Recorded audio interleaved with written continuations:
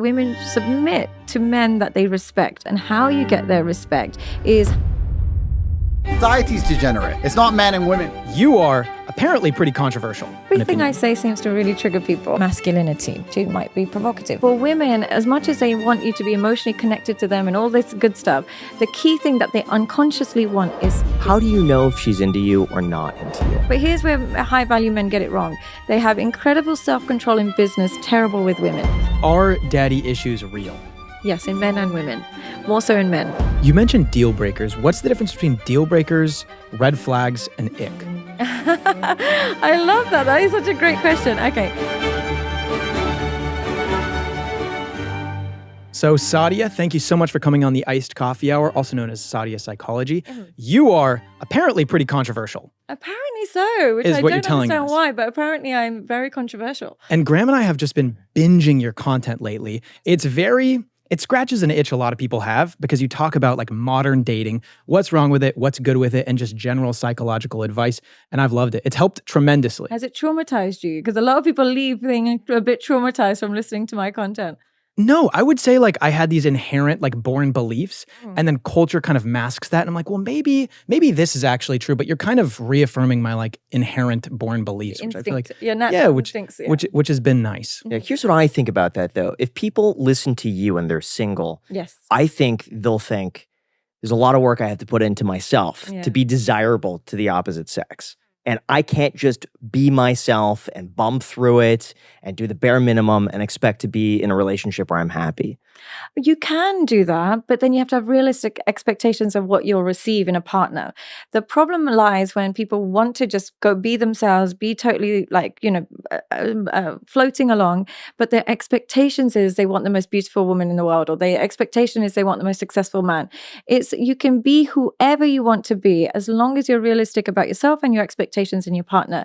When there's a mismatch between who you are and what you want, then you have to work on yourself and then you have to change. And I think the one thing I try and instill in the people that are watching it is the importance of self-respect in dating. If you go into dating without self-esteem and self-respect, it will turn into just one divorce after the other. So the reason I put a lot of emphasis on improving yourself is the moment we improve ourselves and enhance our self-esteem, we can then select better and we can maintain relationships better. But when we have low self-esteem, unfortunately, we're just delaying the divorce. So what gives you the credential to speak on topics like this? Of course, I'm a psychologist. I've studied psychology for many years. I taught it in colleges for many, many years.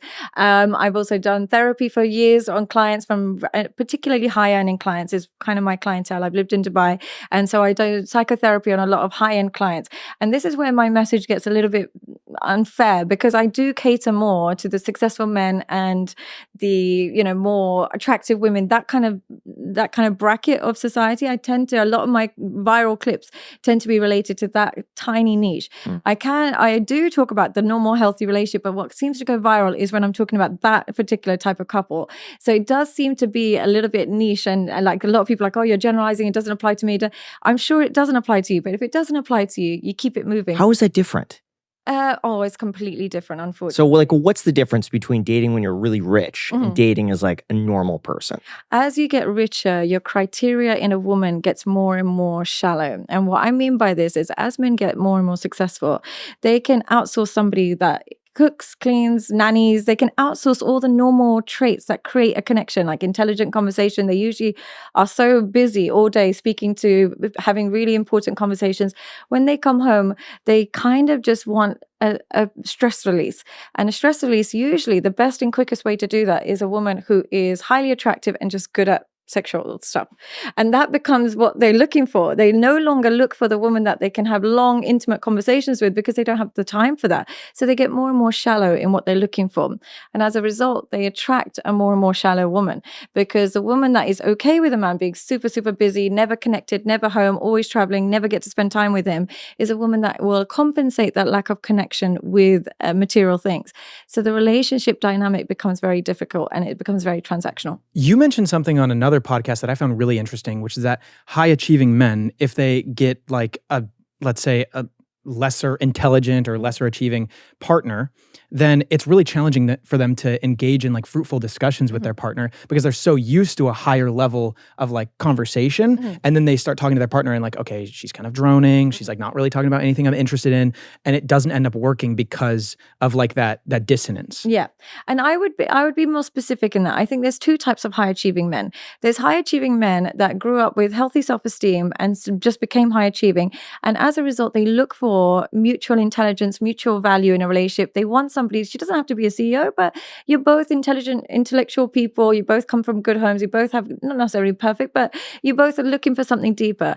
Now, there's the other type of high achieving man whose entire identity is his money. Now, the one whose entire identity is his money is okay with a woman whose entire identity is her appearance, and she doesn't need to bring much to the table. But the man that's actually has far more to offer than just his money will look for a woman that has far more to offer than just her appearance, and so will look for more intellectual and emotional intimacy. He'll actually want to have a conversation. He'll want to get her opinion on things, and he'll want to do things with her. Whereas the one that's entire identity is his finances is okay with a woman whose entire identity is her appearance. Do you find that those people are less happy overall? Deeply, but they don't know what it is. It's like they don't know how to feed their soul. They're less happy because they think what they think is going to make them happier is these shallow qualities like money and women and sex, and they think that. But it's like filling in a cup filled with holes. It's going to constantly leak out of them because they're still deeply unhappy, because the real cure to their low self-esteem is something deeper than that, but they don't realize it. So they look for their self-esteem in shallow places. And the same with the women that look for it in materials. Now, this might be an inappropriate question, but since we started off and you talked about one-on-one client, like consulting and stuff like that, please. Being like a very intelligent and obviously beautiful woman, have you ever ran into any issues where a guy comes in there for practice and like over time he develops feelings for you? No, because I'll be very good at. I'm a professional at friend zoning myself. I am very good at desexualizing myself and friend zoning myself. But the main thing is, what makes it difficult for them to be attracted to me is part of a man's, especially when they're highly successful, they're so used to women that they're attracted to blowing smoke up their ass and just telling them that they're amazing, they're gorgeous, they're this, that, and that's what they're used to, because that's what women usually do to try and manipulate them. They've got me who's telling you, no, she's not actually attracted to you, she's just using you. Oh, no, she's still sleeping with her ex. Because I'm so deeply cutting through, it takes away a little bit of the attraction, because they're like, this woman is really going for me, and I'm a little bit tough with them because I'm a bit tougher with the men.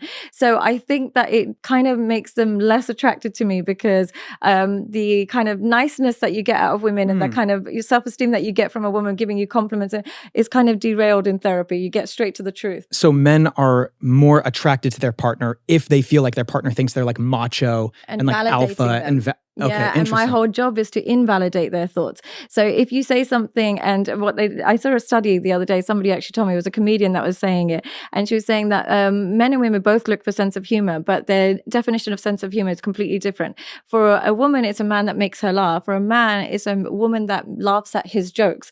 So men love validation. They say something, the woman agrees, or she laughs as well, or she supports them. My whole role is to invalidate their thoughts and their experiences, because I have to challenge it. So the invalidation kind of decreases the attraction. How did you become a relationship expert like this? I don't know if it was deliberate. It was just my research. I was always in psychology of education. I used to focus a lot on education, psychology of education. But what would happen is I would realize that, especially with children, their relationship with their parents has a really big impact in their performance. And I started realizing that it then affects their relationship with their peers and then their romantic relationships. And I always was just more fascinated whenever I would talk about relationships. Because I was naturally more fascinated, it directed my kind of focus when it comes to studying it. So I'd study human nature a lot more, and I'd study relationships a lot more. But the key thing is, I was naturally observant with the opposite gender. I was always observant. I had lots of male friends. I would always be interested in the dynamic between men and women. I just found it really fascinating. So because I naturally paid attention to what men and women are doing, and I had an equal amount of male and female friends, I understood male and female behavior really well. And so I became a bit androgynous. I was never a girl's girl, and I'm just all about the girls, and I was never just all about the boys. I had an equal understanding of male and female thought processes. And when you have an equal understanding, you can understand how they connect with each other and what works and what doesn't work. And that's what I think helped me, is being a woman, but being very aware of the male mindset. Can you provide your opinion on this theory that I came up with. Yes, please. So I think, I'm sure that this has probably been documented somewhere, validating or invalidating this, but I didn't grow up with a sister. I grew up with just an older brother, my dad, and my mom. And so when I would see my mom being like a little bit emotional, maybe like responding a little, more, I guess, emotionally to something, like I would kind of recoil at that because I'm like, oh, it's like a problem with, my mom or something like that. She's just like a very emotional person. Yeah. But I didn't grow up with a sister that would come through the door one day and for some reason get like really upset for something and then she start going at it with my mom. And I didn't see that kind of like conversation or dialogue. And I think that not growing up with like either female friends or without a sister and seeing like women interacting with women kind of provides you with like a tainted ideology and like seeing women as this like foreign alien thing. And then you start talking to them like you're talking to guys and then they say, no, you need to talk to women differently. And you start talking to women like completely different, like they're an alien and they don't like that either. Yeah, I think that's a really interesting observation. It's a really interesting observation. I like that you said that because one of the best insights into women that a man can have is seeing their dynamic with other women. Men tend to have this lens that women are innocent, they're soft and they're feminine and they're not manipulative and they're not unkind. So they naturally trust women easier. They naturally go into relationships with an element of trust and naivety about the real nature of women. When you see women interacting with other women, you see a completely different side of them. They can be quite catty, they can fight a lot, they can be mean, they can be manipulative, and you get an understanding is they're just like us. They're just human. They are capable of the same misdemeanors and nice things as men and women. So when you have just the only access is your mother, you kind of can put women a little bit on a pedestal and think that they're really soft or think that they're really kind or think that they've got great intentions. Seeing women in different lights, is particularly in a non-sexual light, you realize that they are just flawed like everybody else. So you start to select a bit better and you start to be aware of them a bit more. But if you see them as this delicate, soft, angelic thing, you'll treat them according to that, and they're not actually like that. They want to know that you understand human nature just as well as they do, and you understand their flaws just as much, and you're still accepting of all of those things. But being naive about them really puts them off. While we're on the topic of dating, as a single bachelor out here in Las Vegas, one thing that is key when I go on dates is that I must have very high focus. And I've mentioned this several times before on the podcast, but for me, staying focused is incredibly challenging. It's been my entire life. Whether I'm trying to research a guest to come on the show or I'm reviewing a podcast episode, I oftentimes get very distracted. I've even tried everything from turning my phone black and white, silencing notifications. I even bought a box that has a timer on it that I can lock my phone up in, and wearing noise-canceling headphones. However, a few months ago, Magic Mind decided to send us a few samples of their productivity shot. And we absolutely loved it. So much so, in fact, that they decided to sponsor our podcast. See, he like gingerly sips it. I just take it as a shot, and I love taking it that way. It's amazing to sip on. I like it.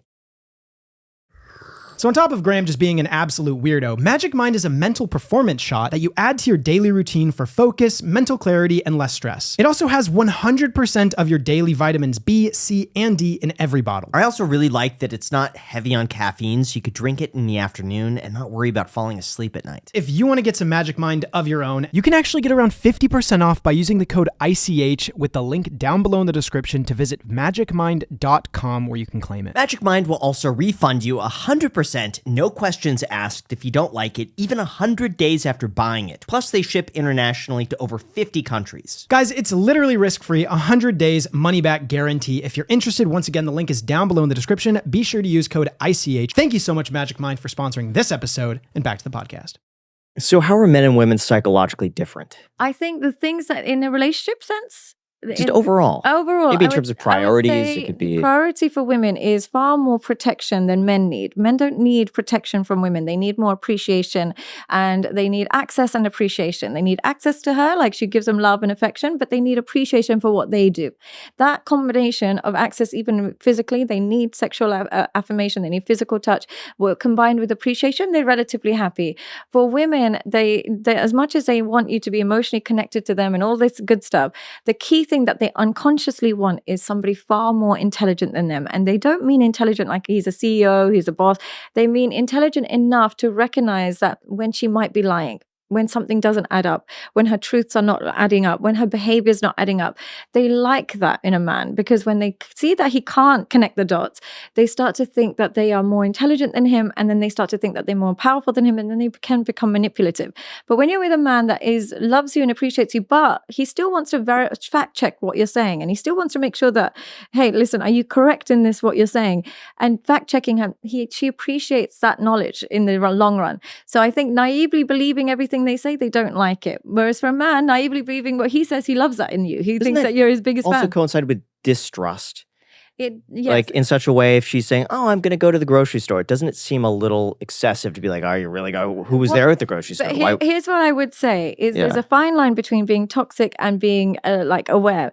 The key with awareness is you're not judging her based on, you're not like misinterpreting everything and distrusting and being toxic. What you're doing, it's more of a case of you've picked a woman who's naturally as invested in the relationship as you are to her. You're equally invested in each other. You're equally attracted to each other. You've equally sworn off alternatives. You've already made that assessment first, then you fall in love with her. What men do is kind of attach to her first and then figure out if she's invested, if she's attracted, and then hopefully make sure that and try and make her all of those things. The better thing to do is select a woman who's already interested, attracted, invested, and loyal to begin with, then go forward. So it's more the pre-checking than the aftermath. It's interesting what you're saying seems to be a little bit countercultural to what at least people are saying nowadays. Like we had Justin Weller on the podcast, and he said one of the most important things a guy can do in a relationship is to set his frame, which I think is kind of what you were saying, where it's like guys need to kind of call out this sort of behavior. They should not allow, I don't know, disrespect or something like that. But the key is pre. If you do it post, it's too late. It's pre in the selection process. I'm so sorry to interrupt you. You were going to say, yeah. No, I think that's a really important thing to stipulate. Yeah, I don't know. I found what he was saying really interesting. And also, you say that women need to be able to submit to their men. Can you explain that? What I mean by me being able to submit is not blindly because he's the man and therefore I'm submitting and I'm going to worship you because you're the man. It doesn't work that way. It works more a way that I see that you are very protective. You're a good provider. You're protective. You're smart. You're intelligent. You can make decisions without me having to kind of guide you all the way.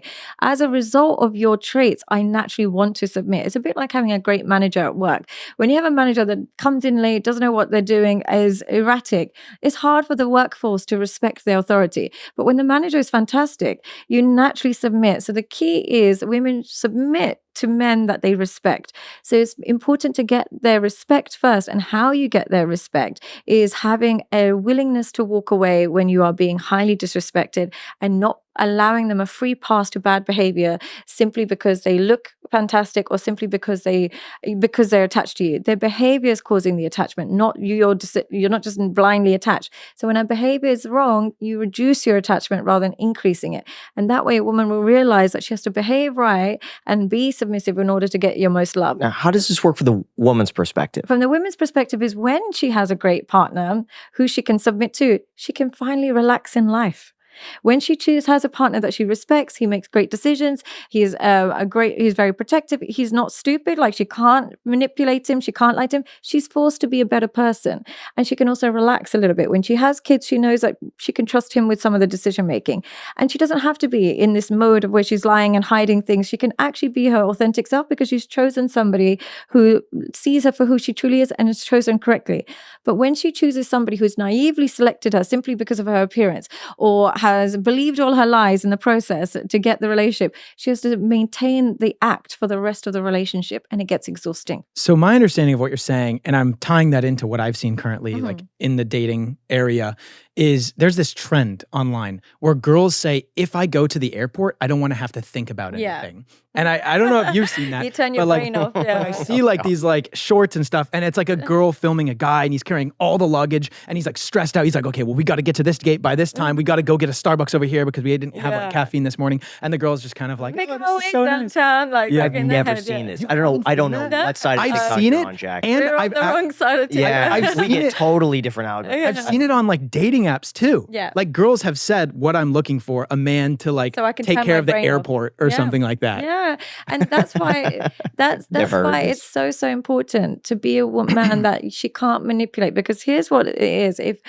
for example I'm manipulating you and I'm stealing and I'm like telling you what you want to hear just so that I can get a free trip to Vegas or just so I can get free accommodation, and you catch me talking to my ex and I'm like, no, he just came over to drop something and he left within an hour. The moment you can't spot the threats that I'm positioning to you, I'm going to think that you can't spot the threats when we are going to the airport. You're not going to realize what's going on, or when somebody is asking for money and investment in the future and you're not spotting the threats in this, or when somebody is saying taking us down the wrong path and the driver, you're not going to be able to say to the driver, no, you're going down the wrong way. So if you can't spot it in us, we think you can't spot it in general, and therefore we can't turn our brains off. That's what it feels like. In what situations should the man submit to the woman? There are always occasions where women have far more knowledge than a man in a certain area, particularly when it comes to children, when it comes to families. They should be more emotionally intelligent. You submit to a woman when her requests are super reasonable and they benefit the relationship. And what I mean by this, like for example, with my husband, I might say, I'm not very good at prolonged periods apart. I'm just not good at it. I'm not good at somebody who's like, okay, you go away for a week, I go away for a week. No worries, I'll see you at the end of the week. It's not natural for me. I need constant connection. He might not find that easy at first. He might think that's a bit annoying that I have to keep checking in and calling her because she feels like uncomfortable. But if he knows that is just going to make me calmer and it's going to help me and it's going to make me calmer and it's going to make me a more submissive wife and it's going to make me feel more loved, it's okay to submit to that demand. That demand is not like, you can't do this and you better give me this. And it's not narcissistic demand. It's going to smooth out the relationship because I'm more likely to trust, you're more likely to trust, it makes us better.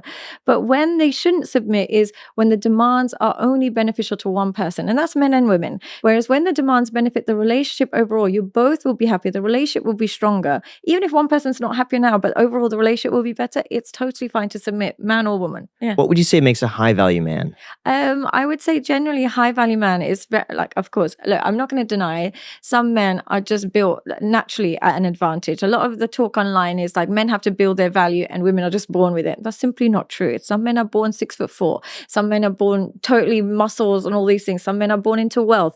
Some men are born at an advantage. So some high value, there are some prerequisites that are objective that can be unfair. So it could be something like the money they make, or the lifestyle or their upbringing might put them in a higher value, or things like their weight and stuff like that. All of those things matter. Objectively, those things matter. Psychologically speaking, I think what really makes a man high value is a really high level of self-esteem, and self-esteem simply comes from self-respect. What self-respect looks like is doing what's best for you, even if you want to give in to your current desires. And what I mean by that is, let's say, for example, this woman is fantastic and she's great sex, but she's dangerous, she's chaotic. The man that can't walk away from that woman and hyper attaches to her is automatically low value because he has allowed one desire to dictate all his behavior. Or let's say there's lots of alcohol in the room and he can't resist alcohol, and he might be really successful, really great, but he's such a sucker for alcohol and he's addicted to it and he can't overcome that one temporary desire for his long-term goals. High value men can suppress some of their current desires for their long-term vision of themselves, whether that's food, whether it's how they spend their money, is whether the women they select. They have the ability to practice self-control in different areas of their life. She's talking about me, which is crazy. I think Like, she's fitting image. It's weird. Are you describing me? But I would imagine you do have self-control, because it's hard to build something this high without it. But here's where high-value men get it wrong. They have incredible self-control in business, terrible with women. And you have to be holistically high-value. And what I mean by that is it can't stop when you leave the office, your level of self-control and your level of self-respect. You don't throw it out the window and then go home to a wife that's abusive or a woman that's transactional and uses you and abuses you. It has to extend to every area of your life, and particularly outside of the boardroom. And what makes a high value woman? I would say it's a bit, look, again, I know it's going to sound politically incorrect, but beauty is essential to be high value as a woman, not because I believe it, but because this is what men respond to. In order for men, for you to have high value, without beauty, unfortunately, you're limited in your value. And so, and also, I'm not saying everybody has to be high value, but beauty doesn't necessarily just mean that you have to be the most attractive person in the room. It's just that you take care of your appearance. That means you stay on top of your weight to some extent. And that means you stay on top of your appearance. You dress as well as you can. You don't, you carry yourself well. You can't be totally out of shape and totally not take care of yourself and expect to be high value because you've got a degree in optometry or something. You've got a great job. It doesn't work that way. Yeah, it's what men respond to. So appearance is really important. But the main thing I would say to be a high value woman is, though you've got appearance and though you've got so many options when it comes to men, you reject more men than you accept. You have ability to reject attention. High value women can reject attention and verbal attention from men all day, every day. Compliments mean nothing. Attention means nothing because they look for something more valuable than that. And they know that talk is cheap. So high value women, you can't get them through. You can't buy them and you can't get them through just words. They have to be attracted to who you are as a human being. So if you are a man who's such a mess and you've got no self-control, you've got nothing going on in your life, and you've got a beautiful woman, she's still not high value, because if she was truly high value, she wouldn't have selected you. High value women would be looking at your choices in your life, and they would be choosing a man who makes really good decisions, has really good self-control, treats her really well. So they have really high selection process. So they take care of themselves, they have a really high selection process, and you can't buy them through attention and money. And I would say those are the main ingredients. Of course, nurture is really important. Naturally nurturing and caring is really important. If she's not family orientated, I know that sounds a bit like, old fashioned, but family orientated and nurturing women naturally enjoy looking after the men they're with. Now, it seems like you have a lot of very traditional values and opinions. Where did that come from? And how do you think that fits into society today, which has rejected a lot of that? It's so bizarre because I was born and raised in London. But my parents are from Pakistan, from Kashmir, which is a very traditional area in Pakistan. And for some reason, even though I grew up in London, I'm Muslim as well, I was just always very much identified with my culture. So I'd always get faced with alternative views.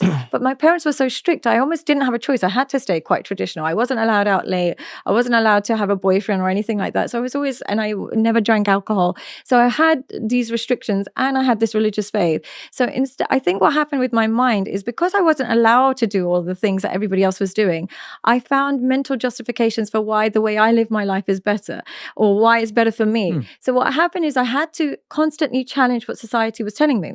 And so because society would say to me, oh, you should be sleeping around, you should be doing this, and I wasn't allowed to, I had these two completely conflicting doctrines, and then I had to find my own decision making, and mine just usually drifted towards more the traditional route. And so I was confronted with the opposite of what I was being told at home, and I had to form my own judgment. And that's why I'm kind of against the grain when it comes to my culture, because I was against the Western culture, because I used to identify more with my Eastern values. Do you think one is better than the other overall?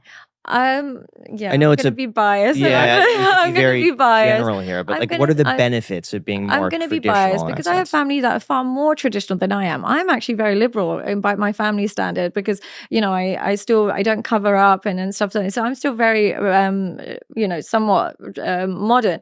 But I would say the only thing that I see is a difference, and I think that is better for mental health, is in Eastern culture, their value is not derived by extrinsic values. And what I mean by that is they're less likely to base their self-worth on looks, money, sex, vices. They don't really base their self-esteem on pleasure.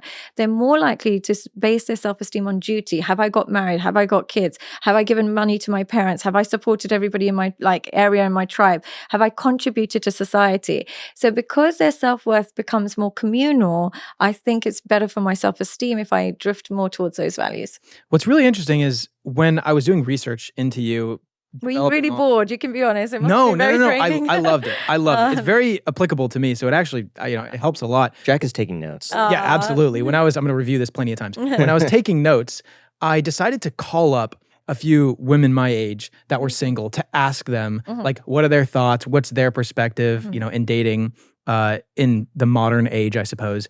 And every single time they brought up, I hate this whole high value, low value thing. Yeah. Which is really interesting because I think like colloquially, it's kind of turned into a little bit more of a toxic thing.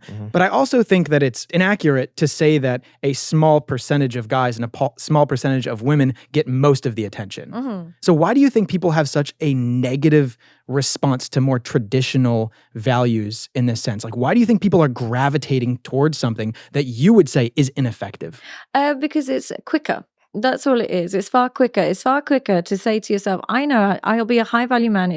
I'll just get a girl half my age. She'll be super hot and I'll buy her if I have to. And then I can walk into a room and then I can be known as a high value man. Or I quickly, make a few bucks, whether I do it in a corrupt way through or like scamming people, or if I just do it, sell a few things, whatever it is, it's quicker. So people are looking for things that are quicker. But there's a lot of truth in what you're saying.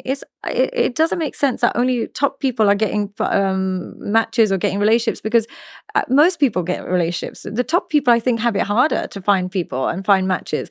So I think what's happened is social media has become a lot of people's source of human interaction.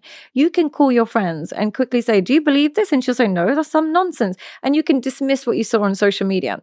A lot of people, social media is their only access to opinions, and therefore they think this is what the world is living. But when you have more real life engaging conversations with actual people, you realize that all this high value, low value stuff is real nonsense. Do you think dating is more difficult today for men or women? I would say it's the hardest time for good women to find a partner. And I would say that I think good women have it the hardest. Why? I think corrupt women have it really great. I think corrupt men have it really great. Good women have it really hard, and good men have So it what is it hard. about corruption that maybe makes it a little bit smoother? It's highly rewarded. And what I mean by this is if a woman online decides to sell a body part, she will get highly rewarded for it. She will be flown out to countries she didn't even know existed by the time she's 19, 20 years old. She can go on a private jet by the time she's 23, and she will have bags, clothes. It's so hyper rewarded for being corrupt as a woman. It's so rewarded by men in society. And I was scrolling once on Instagram and I saw this woman that just looked really bizarre, like really huge and like really big, it looked like a caricature. And I was like, this is wild. And I clicked on it and there's 6 million followers, and I thought that would be about 5 million men that are following that. Whereas if you look at a woman who's just doing recipes, who's teaching kids, she's got nothing online. She's not going to have that much. But isn't it quality versus quantity in that case? But you've got to see where men's attention is being directed and who their resources are being directed towards. I'm in a very unique position. I've been saying this a lot and I know it's going to be misinterpreted. I'm in a very unique position where I'm a woman who has a lot of access to male subscribers and without showing my body. But it's nothing compared to women who show their body. Yeah, but I feel like it's the equivalent of, let's say, getting 10 million views on TikTok versus 100,000 views on YouTube. Like the 100,000 views on YouTube is way more valuable. It's more valuable, but for me, I'm totally fine with that trade-off. But it tells you what men are willing to invest in more. So if I'm somebody, I'm personally totally fine with that. I'm all praise be to God, very grateful for my exposure and whatever it is that I do get from it. But let's take the woman that is just trying to make a buck or just trying to get through life or is just trying to, there's more broken homes than ever before. There's all that.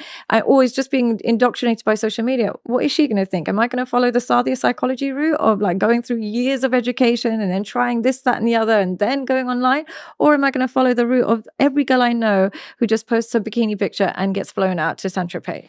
Yeah, but my thought is that in defense of some of those people, it works. I mean, there's obviously such a big market for it. Yeah. And if you're rewarded for those things and it benefits you, why wouldn't you go down that route? That's my point. I think it's that's why corruption has it really great. But a good woman who's not willing to sacrifice her self-respect, who doesn't want to be flown out, but does want wants a high value man or whatever, who wants a good relationship, she's being overlooked. So is it possible to still do those things but not be corrupted? No. Like, let's just say you're in your room, you don't get on a private jet. You're not, but you're posting pictures. It's still possible to maintain? I think so. As long as you're not responsive to the advances. I think once you've gotten the private jet, and there's a one-way street. You're not going to go from private jet to coach. So is it that once you experience those things, you can never downgrade that level of expectation? Men are the same sexually. Once they experience something sexually, it's very difficult for them to go backwards. Some women, not all of them, once they experience a level of lifestyle, it's very difficult for them to go backwards. Once they experience a level of commitment from men. Isn't that true with guys too? It's like once you get used to a certain size of house, like I went from 800 square feet, and I moved into a place that was 1,800 square feet. Oh, wow. To me, that was massive. Like that 1,800 square foot house was more space than I knew what to do with. Yeah. Then I moved from that to 4,000 square feet. And I thought 4,000, that's massive. Now I've run out of space. Yeah. So I feel like even for men, you just get used to, it's just a human nature thing. Like you'll get used to a different level of stimulation and a different level of attention. The problem is when you're used to attention from thousands of men, to adapting to attention of one man becomes difficult. Yeah, when I'm used to, let's say I post a picture and thousands of men comment, thousands of men tell me I'm fantastic or whatever it is. And then going from that level of stimulation and attention to one man being able to provide that level, it becomes a different playing field. So it becomes harder to adapt to. And what about for men? Couldn't the same be said about men going on, let's say, Instagram and seeing thousands of women there that get the most likes and physically they're the most attractive because they get pushed to the top of the algorithm? Couldn't that also skew a guy's perception? Absolutely. When you speak to men and ask them which women had them the most on a chokehold, which woman had them the most, they'll always focus on the woman that they found the most attractive or the one that gave them the best sexual experience. Very rarely will they focus on the woman that treated them the best. And if they do focus on that girl, they say, she was a lovely girl. I can't say a word about her. That was bad, but it just didn't work out. But the girl that had them, that treated them badly, but as long as she gave them the best sex, she'll be the one that they think about for years on end. So it happens to men in reverse. And that's why corruption is being rewarded, because women are learning very quickly that the quickest route to reward from men is by selling yourself. And that's unfortunate because sex sells, sadly. Yeah. And that's the unfortunate lesson that we're teaching young girls. But before we go into that, this portion of the video is sponsored by Range Rover Sport, because as you guys know, I'm an absolute fanatic when it comes to cars, so much so that I even have one on display in my office. And if you're looking for a sporting luxury car that's powerful on the road, dynamic by design, and truly embodies the essence of automotive excellence, then I'm proud to introduce something very special, the Range Rover Sport. The third generation Range Rover Sport is the most desirable, advanced, and dynamically capable yet. It leads by example with powerful on-road performance and commanding all-terrain capability. With its striking design and unmistakable presence, it is the epitome of both performance and luxury combined. Inside, you'll discover advanced technologies like active noise cancellation, cabin air purification, and the award-winning Pivi Pro infotainment system, which provides intuitive control over the entire vehicle. By the way, Graham, talk about those massage seats. Oh yeah, and you're also going to be driving in total comfort with the optional 22-way adjustable, heated, and ventilated electric memory front seats with massage function. It is absolutely insane. And you can start designing your Range Rover Sport today at LandRoverUSA.com. Again, that's LandRoverUSA.com, or you could use the link down below in the description. So thank you again to the Range Rover Sport for sponsoring this episode, which is absolutely insane to say because as a kid, I've grown up as a huge fan of their cars. I really appreciate having this be like a dream coming true. So thank you so much. Enjoy specking out that Range Rover Sport with the link down below in the description. And now let's get back to the podcast. And you were saying that if you're, what was the term? Good for both men or women, it's much more difficult. Why is that? Is it because you're competing with corruption or there's a smaller market? What will happen is good men who are genuinely just going into a relationship with good intentions, who trust their partner, like as you should, and who don't think that women are playing all these games and don't think there's all this competition, they are taught to just be like, they don't want to be toxic. So what will happen is if she is doing some disrespectful behavior, the good man who's just generally just trying to have a good relationship will think it's mean of me to have too many boundaries. They'll think it's mean of me to tell her that I don't really feel comfortable with her going on so many girls' trips.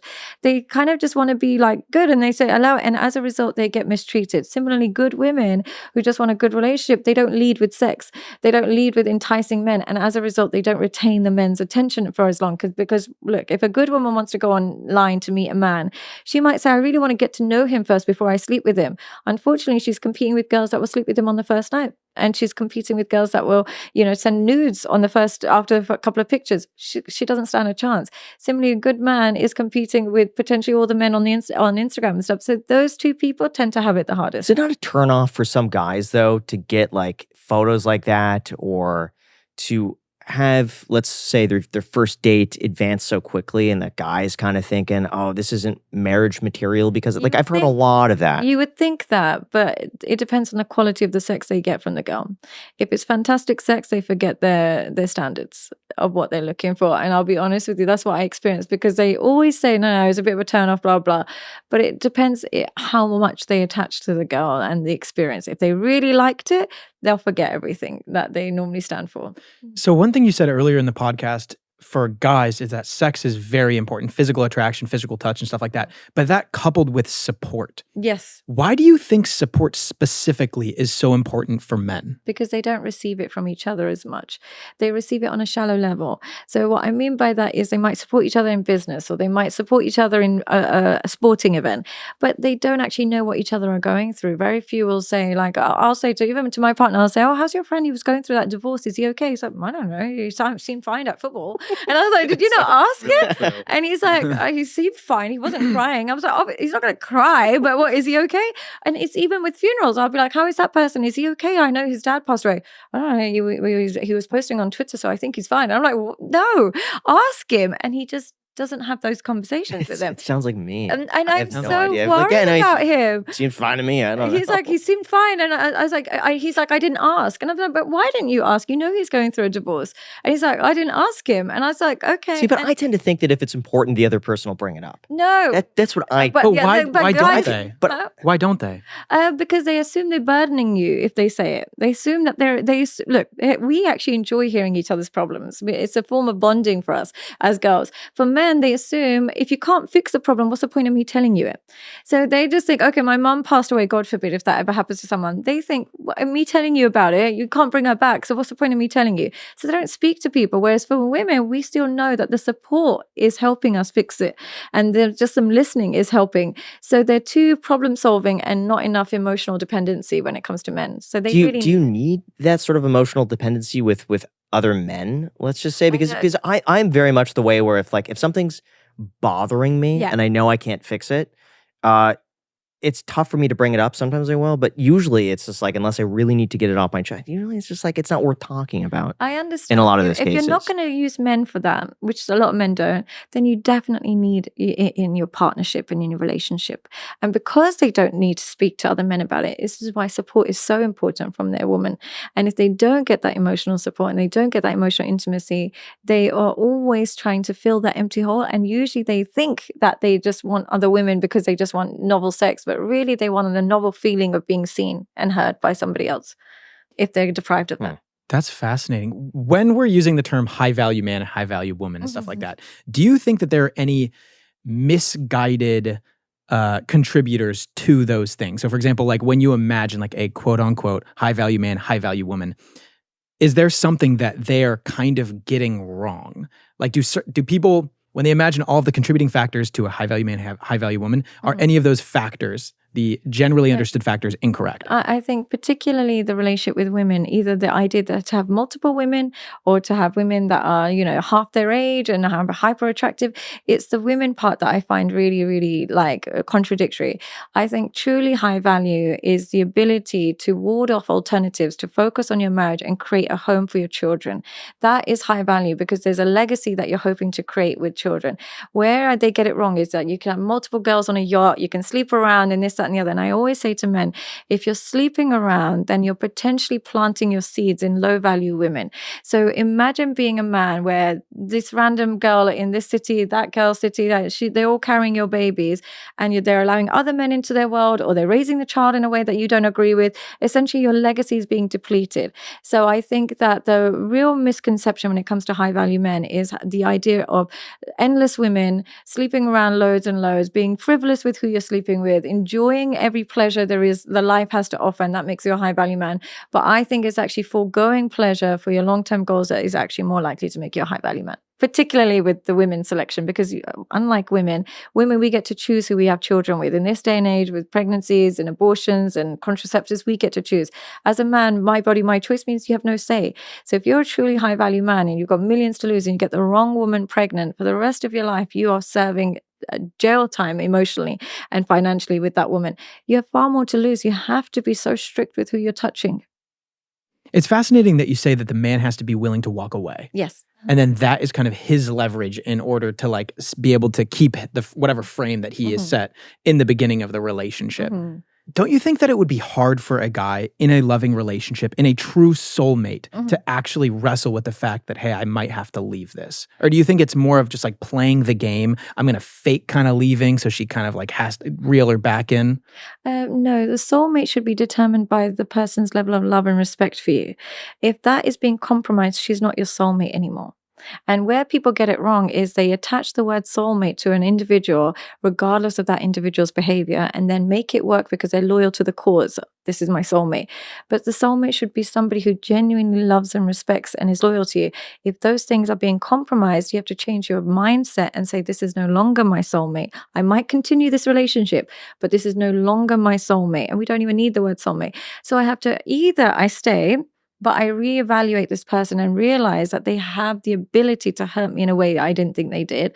Or I walk away now and remain somewhat less hurt than I might be in the future. Because usually when we forgive unforgivable, I'm not saying everybody's bad. Like I require a lot of forgiveness because I will be rude and I'll be disrespectful, particularly when I'm on my period. And so I'm not saying you be perfect, but there are some deal breakers. And if I do the deal breakers and my husband still stays with me, unfortunately, he is attaching to his imagination of who I truly am, not who I really am. He needs to reframe who Sadia Khan is and ask himself, do I love this new person that she's shown me to be? And is this new person my soulmate? If the answer is yes, I still am a soulmate with somebody who might have done X, Y, and Z.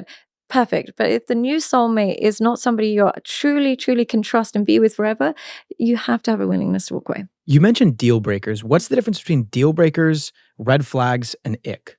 I love that. That is such a great question. Okay. Ick is, from a female perspective, it's something that a man does quite early on in your relationship that makes you question his masculinity, and it just gives you the ick and you don't realize that that's what it is. So it might be something really early on that I know girls that will say something like, oh, he wore something that was just way too tight and it just signaled not masculine or something like that. When you've had enough love for a person, you've developed enough connection, it goes away. He becomes ick proof. Then it just becomes a bit annoying and a bit more red flags. Then you become so ick is more attraction based and it's more that. As it gets to red flags is when you're actually considering being with them. You're actually in a relationship, you're in the dating stage and so on and so forth. You're actually considering this can go serious. Red flags are things that everybody's are different, but ones are things that would potentially cause you to end the relationship at some stage or could potentially lead to a behavior that you would find unacceptable in the future. So it might be a red flag if I have a partner who's always cheated on every woman he's been with. It's a bit of a red flag because that could potentially lead to a problem. Or it might be a red flag that this person is really close to their ex. A bit of a red flag. Deal breakers when they actually act on those behaviors, and then it's the final straw. Do you think there are certain deal breakers that everyone should have, or should deal breakers be subjective to the person? I think it would be nice if you would make your deal breaker your treatment. If everybody could make their treatment, like how they're being treated, it would be important. But some people, they're so difficult partners that they kind of get poor treatment as well. So I do think it's individualized. And the reason I say it's more individualized is there's so many men that will come to me and they've cheated on their wife so many times that when she cheats on him, he doesn't know if it's a deal breaker anymore because he's done it so many times himself. So he almost is like, should I forgive this? Normally, objectively, you would say cheating is a deal breaker. But when you've done it so many times, you lose direction on whether or not you can forgive him. So the more misbehavior you engage in, the less clear your deal breakers get. By you behaving in a way that's respectful for the relationship, the deal breakers become very, very clear and you know what you deserve and what you don't deserve. When you misbehave a lot, the deal breakers get muddled. What do you think are really good red flags that if you're a guy or if you're a girl, that you should check yourself to see if you have any, so then you can right these wrongs, apply corrective behavior because maybe no one's ever told you before, or also good red flags to look for in a partner? The main thing is if we... Good red flags? You mean green flags? Green flags. Well, like good red flags to try to detect, so then you can... Okay, to detect. Okay. Yeah. It sounded like good red flags. Like green flags, yeah. Important red flags to bear in mind. Yeah, like how do you know if you're the problem? Here's how you know that you're the problem. Every time you come out of a relationship, you can list exactly what the other person did wrong. and not pay attention to what you did wrong, you're the problem. If you come out of every relationship and he's a narcissist, she's a narcissist, this person's a problematic, and you can't list even one thing you've done wrong in the relationship, you are the problem. And usually and I know I get a lot of stick for this, but when someone comes to me and they say so-and-so's a narcissist, so-and-so's a narcissist, I know automatically you're the problem, because that label, even if somebody is a narcissist, so many people experience that label automatically rids you of accountability. He did this, he did that, he did that, she did this, she did that. So when you come with that mindset, you haven't reflected on the dynamic that created one person to take advantage of your kindness. So it's the ability to come out of a relationship by saying, I did this wrong, I messed up, I know I shouldn't have done this, I know I shouldn't have ignored that. Those people are definitely more green flags. But somebody who can just tell you everything their partner did wrong should finish that sentence with, but I should have also realized this earlier. I shouldn't have paid more attention. And that person is far more reflective. And what was the other part of the question? Is red flags to look for in another person to determine, okay, are they a good match for me? I would say the same kind of thing. If you meet somebody, I think the biggest red flag is their lack of accountability and their inability to be transparent. They're not telling you what they did wrong, and they're not accountable. Transparency is a really important trait. And what I mean by that is you could be filled with red flags. I can say to you, look, I've got a terrible temper.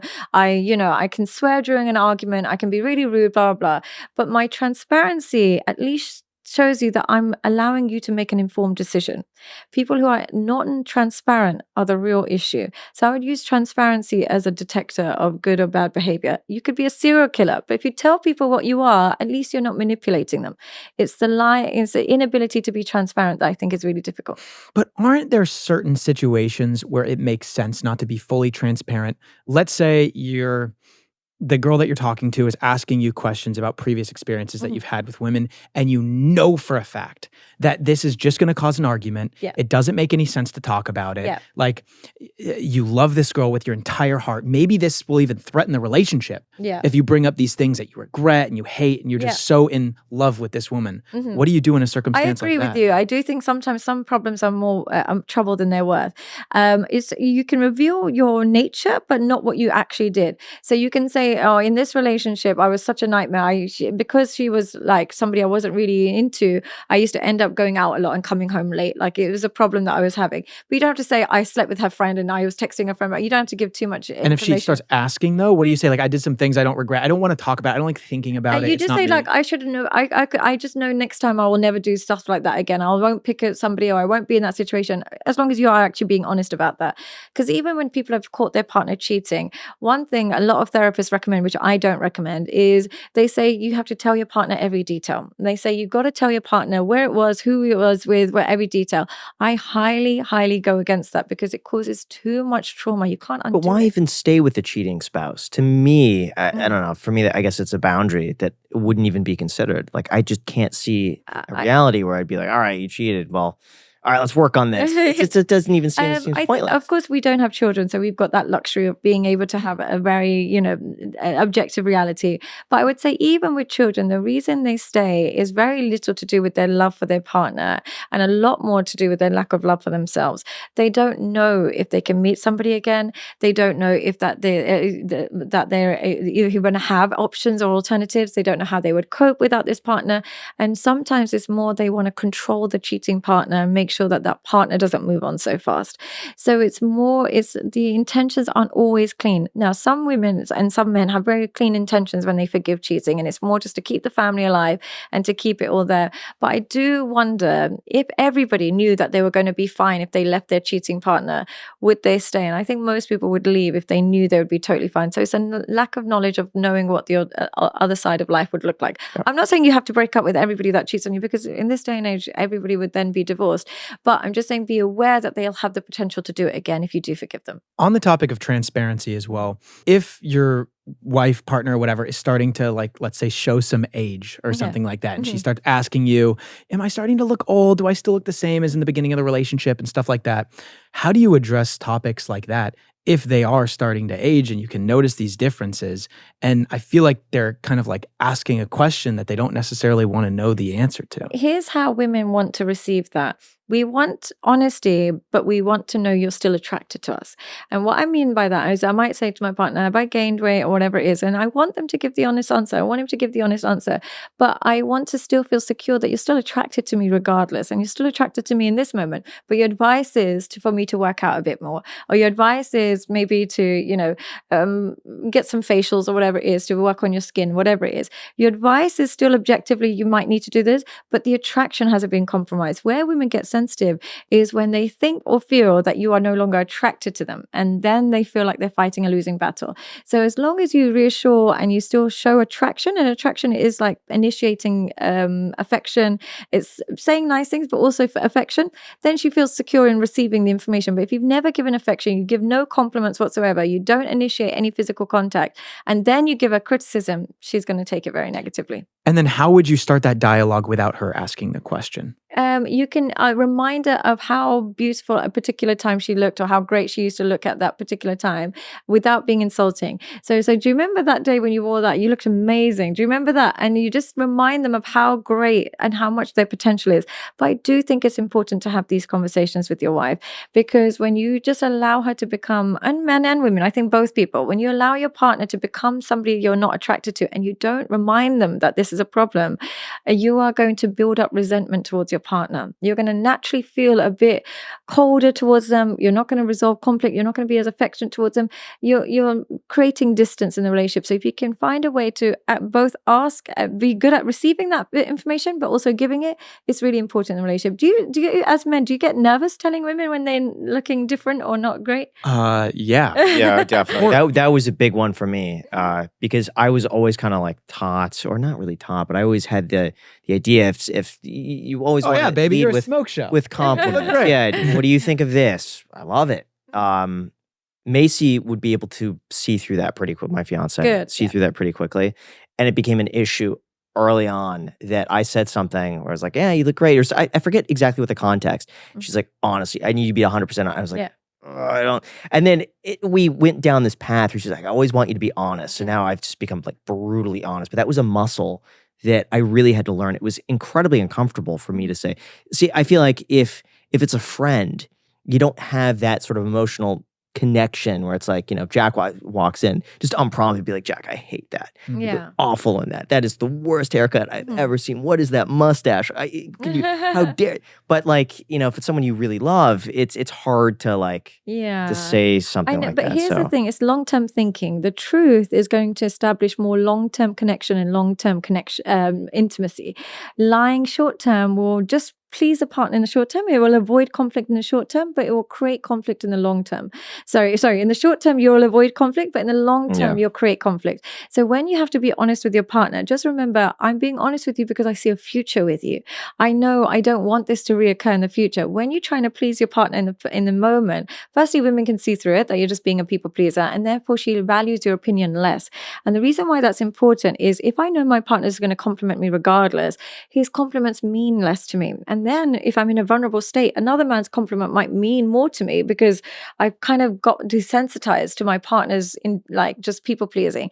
Whereas if he's honest with me, his compliments still hold weight and his opinion still holds weight. So honesty has to be the backbone behind all feedback. What if it's immutable changes? Like you can't fix it. Like I'm trying to think of something that would offend literally like nobody. Boobs after breastfeeding or something. Let's say let's say you don't like your girlfriend's big, burly, bony knuckles. And you're like, okay, they're just, your knuckles are too big. I'm not a huge fan of them, never have been. Like, is that something that's even worth bringing up? Because you as a person who's doing the judging has to deprioritize how important that is to you and focus on the things that you love and appreciate, because you can agree objectively that you're probably fixating on things that can't be changed. So the better thing to do is focus on the things that you enjoy about your partner. So you mentioned boobs after breastfeeding. Yeah. Are there certain things that are like hurdles that every relationship has to go throughout, like let's say a 40-year-long relationship? Okay, after a certain time, maybe, you lose symmetry. Maybe like something happens. Yeah. Like certain like staples that relationships will have to address? Sadly, it's children. Yeah, children seems to be the biggest hurdle couples face in creating a long-lasting relationship, and which you would think would be the opposite, because what it does is it does two opposing things. It ties you in for life, but at the same time pushes you away in terms of your emotional intimacy with each other. So now you're stuck with this person forever, because regardless, you have children. So now you're stuck with them forever, but your actual connection has been compromised. So the resentment grows because mostly women, obviously, their body's been through so much, they can't be there for you physically as much as a man can. He can pick up and be back to bedroom behavior the next day. Women can't. So he has to be very patient. And some women, especially when they first start breastfeeding and start attaching their child, they get so focused on the child, as they should, that it leaves very little room to kind of reconnect with their partner. They're just so exhausted and stuff. So the disconnect gets bigger and bigger. And then what happens with men is they become more loyal to the woman, because loyal on the surface, because they're like, I'm never breaking up my home, but they can become more disloyal sexually. That's when they start to compartmentalize far more than they ever did before. Before, all their needs would be met with one woman. When she becomes a mother, they mentally can compartmentalize and say, all my emotional needs, all my dedication, my loyalties with her. But that tiny thing that I need, usually sexual, I'll outsource it. So it's a scary time. How common is that? Because I've never heard of that to that degree of like compartmentalizing, like, you know, your wife and children and bedroom activity. Like, I've never heard that it's before. Very common in men who prioritize sex over commitment. So it just depends on your man's relationship with sex. If you want a loyal, loving man through thick and thin, you choose men whose priority in life is not just sex. They literally see the bigger picture. They understand that, yes, of course, every man likes it and whatever it is, but they understand that the sacrifice of outsourcing it is an entire family and a connection, and they're not willing to make that sacrifice. Other men, their entire decision-making revolves around it. So you have a look at, I always say to women, if you want to know if your man is going to be faithful or unfaithful, have a look at his relationship with sex. What is it like? Is he one of those people that can constantly outsource it, constantly stimulated by pornography, constantly watching girls online, needs it one night stand, one night stand, one night stand? What happens is that man finds it okay to compartmentalize. But if you find a man who actually likes relationships, actually likes connections, actually likes female friends, he has female relationships outside of sex, doesn't just sexualize every woman, he can get through those tough times quite easily. It's not easy, but he can get through those tough times. One of the big things when I was doing research on like hot relationship topics or hot dating takes is how common it is for guys to get friend zoned, and how frustrated a lot of guys seem to be when they go on a date and they feel this pressure to make a move very early on and signal interest. Otherwise, there's this belief that they get that window. Friend zoned. Yeah. So how do you prevent guys from getting friend zoned? A lot of the time men friend zone themselves, and how they friend zone themselves is they desexualize themselves. Yeah, they desexualize themselves. And what I mean by this is there'll be some men that you can't friend zone because they constantly remind you, not just that you're beautiful and you're great, but they remind you that there's some sexual interest in you. So they'll remind you that they have some chemistry with you. They might say to you, oh, God damn, you look great today. Oh my God, he's a lucky man. They give you that signal that they find you sexually attractive. Friend zone men will either never say anything, or when they do say it, they say it the same way a woman would say a compliment, like, I like your dress, or that your hair looks nice. They say the same things a female could have done. So what happens is they desexualize. I'm not saying you need to sexualize and become really perverted or anything, but this is just what happens with friend zone.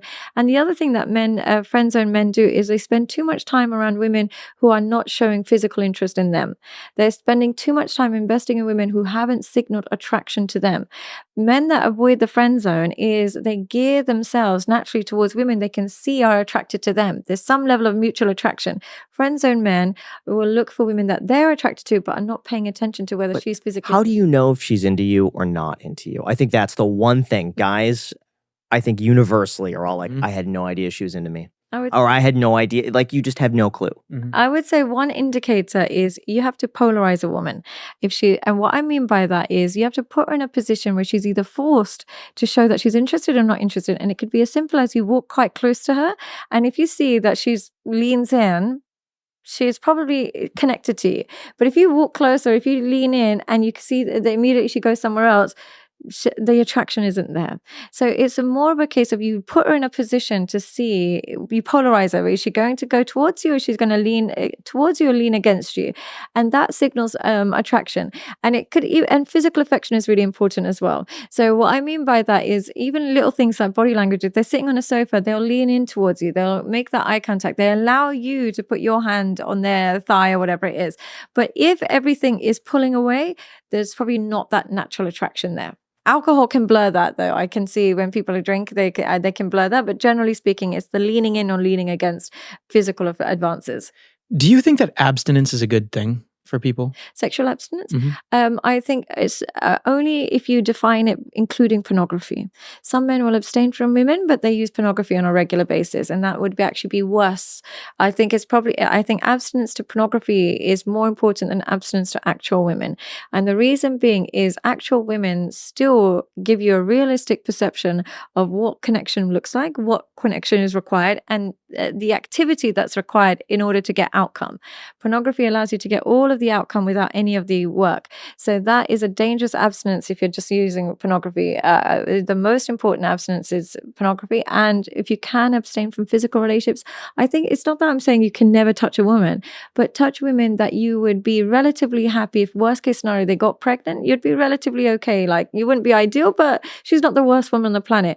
When you drop your standards too low and you start sleeping with women on such a low level, what will happen is, just because you want sex, what will happen is when you meet a woman just slightly above the low level you're used to, you fall madly in love. Your standard starts to drop. You start to get used to a lower standard of woman. When you keep your standards high, the woman that it takes to marry you will still have to be high caliber.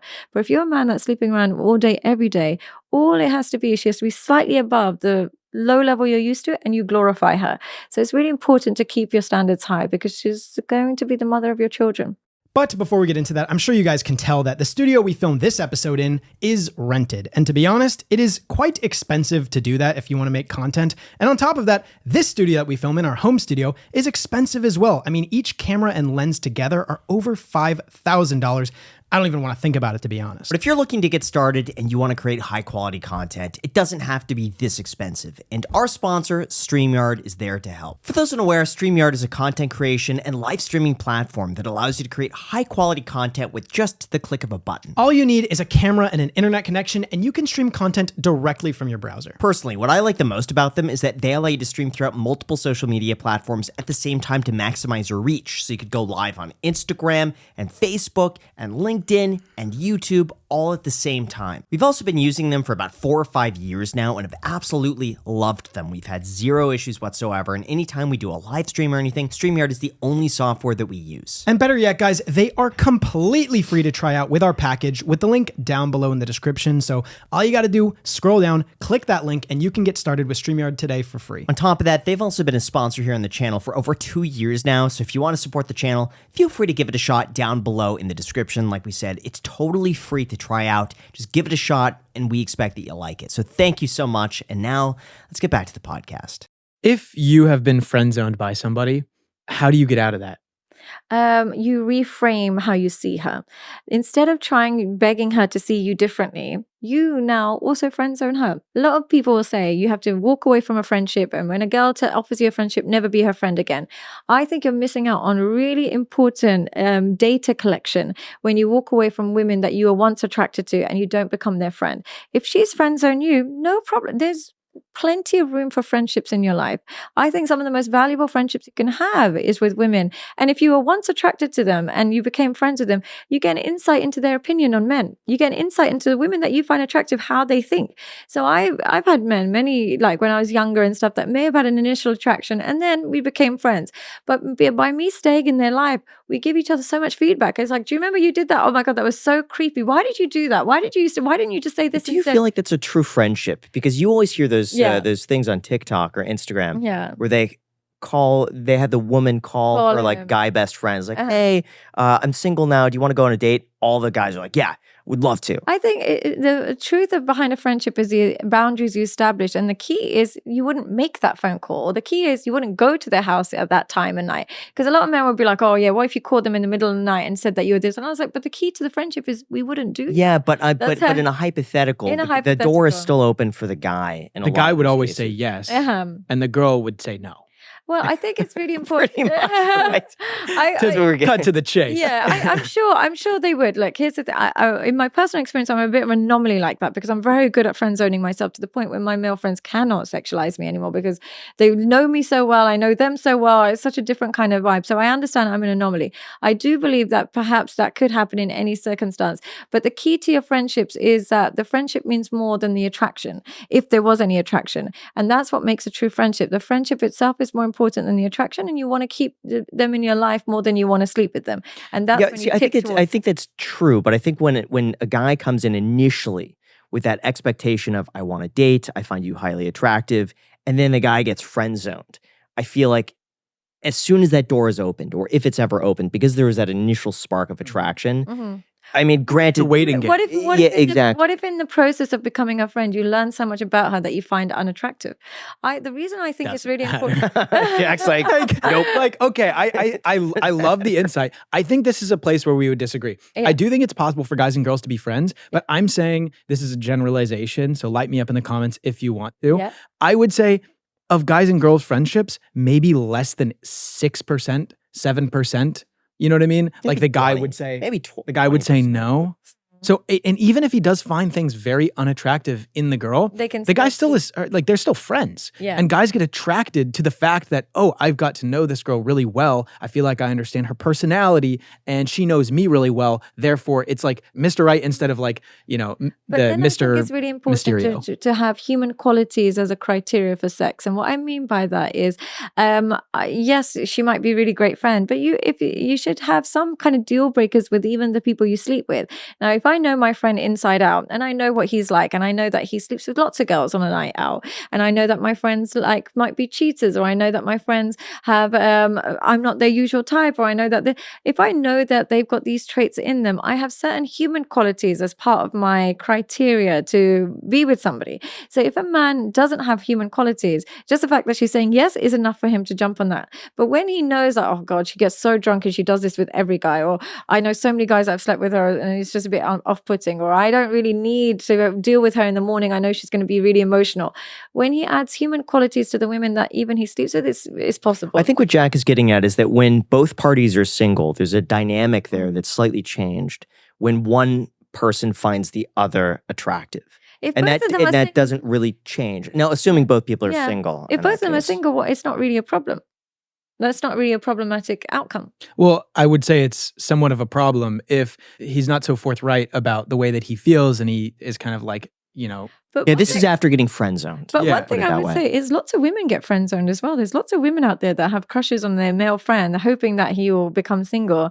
It's just that they don't talk about it as much. So it can be mutual. So if you find yourself in positions where your friends, you end up hooking up, she was also feeling that way for a long time. She had to have something initially for you for her to even to go down that route. So if you ever are in a position where, you know, friends become something, both of you had this attraction. It wasn't one way. It wasn't one man getting out of the friend zone. It was both of you had some underlying attraction at some point.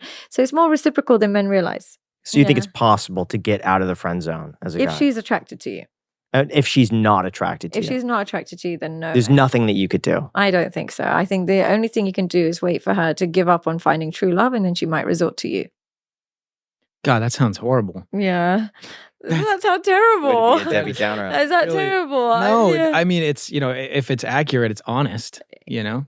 I would speak for I'm not saying every woman, but I just think if she's solidly friend zoned you and she's been through terrible relationships, back and forth, and you stayed there and she goes back to you, she's coming back to you as a source of comfort rather than actually like seeing you. I've only seen it happen once where someone was friend zoned, like hardcore friend zone, and come back. This was in high school.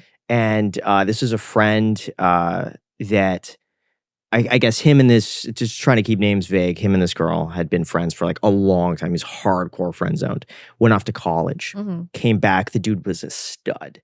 I'm That saying can like happen. he just all of a sudden sprouted like a foot in college, came back with like a beard, got in shape, wore like great clothes. Then they started dating. I think that can happen. I think you have to reframe. Yeah. And if they see each other, but you're not working on yourself to get her back, you just happen to be working on yourself and you see each other for a long time, it's almost like a fresh start. He was a changed person. I mean, you could say everything was changed, like his attitude, style, like everything. Then I think it definitely can. But if he's just consistently waiting in the wings, I think it will become a last resort. And also, you should lose attraction to a woman who's not super attracted to you. I think the key thing for a man is to remember that just because you're attracted, a part of your attraction to her should depend on her attraction to you. If she shows you no attraction for a long period of time, try and take her off a pedestal. Don't wait for her, but instead realize that there's women out there that would love to be with you. Don't put one girl on a pedestal. There's lots of women that would love to be with you, and you try and show appreciation to those women. It's kind of a change of pace, but are daddy issues real? Yes, in men and women. More so in men. So what does that look like to someone with daddy issues? What's the stereotype? In women, it very much looks like a real need for masculinity and masculine energy. And what that would look like is going from relationship to relationship. There's very few periods of singlehood with women who have daddy issues. And sometimes what it can be is accepting unacceptable behavior or having hyper expectations from a man, one or the other. They either, because they didn't have a male role model, they just accept unacceptable behavior because they just want a man in their life. Or if they didn't have a male role model and they were really like started to have a distaste towards men as a result, they will have hyper expectations that you have to provide for me, you have to do this, you have to basically make up for all of the missing holes in my life. So they can be on more extreme ends with women with daddy issues, but particularly how she frames it. Men with daddy issues, I always say, is a slightly more deeper issue that no one talks about. Men with daddy issues who genuinely dislike their father, they become people pleasers when it comes to women, and they suffer a lot in relationships. And what I mean by this is if they doesn't look, some men have really terrible fathers, that can happen, and it's justifiable. But if they don't internalize it and they just say, oh, we had a bad dad, whatever it is. But if there's some men who just had just critical fathers, you know how fathers can push you and be a bit aggressive and be a bit difficult with you. Some men, if they mistake that as, oh, he's such a narcissist, oh, he's so horrible, and he's not emotionally available. What will happen is they over-identify with women. They over-identify with their mum. They see their mum as this perfect angel and their dad is terrible. So when they go into the real world of dating, they see women as perfectly angelic and men are terrible. So they'll do everything to please their partner, everything. So they might realize that, their wife has cheated on them. And instead of thinking, well, why did my wife do that? They'll be like, who was he? He's this stupid, and they'll blame the man. So they can get disconnected from their masculinity and enter relationships almost as a girlfriend with a penis for their wife. So how do you solve daddy issues? Is it just being aware of those things and just trying your best to make sure those that you don't have a gendered way of looking at men and women? And what I mean by that is you're not a man who favors women simply because she's a woman. You favor people because they treat you well and treat you badly. You favor people based on that. And you're not a woman that totally hates men just because he's a man. You hate and like people according to their treatment of how they are with you. So it's making sure you come out into the real world but not with an ungendered biased view of human behavior. What are the downsides of being a very attractive woman or a man? A very attractive woman is you are automatically disliked by men and women. It's an automatic response you get. And people think that, oh, all men like you. It doesn't always work that way. You've got to remember there's a lot of men that resent the women that they can't access.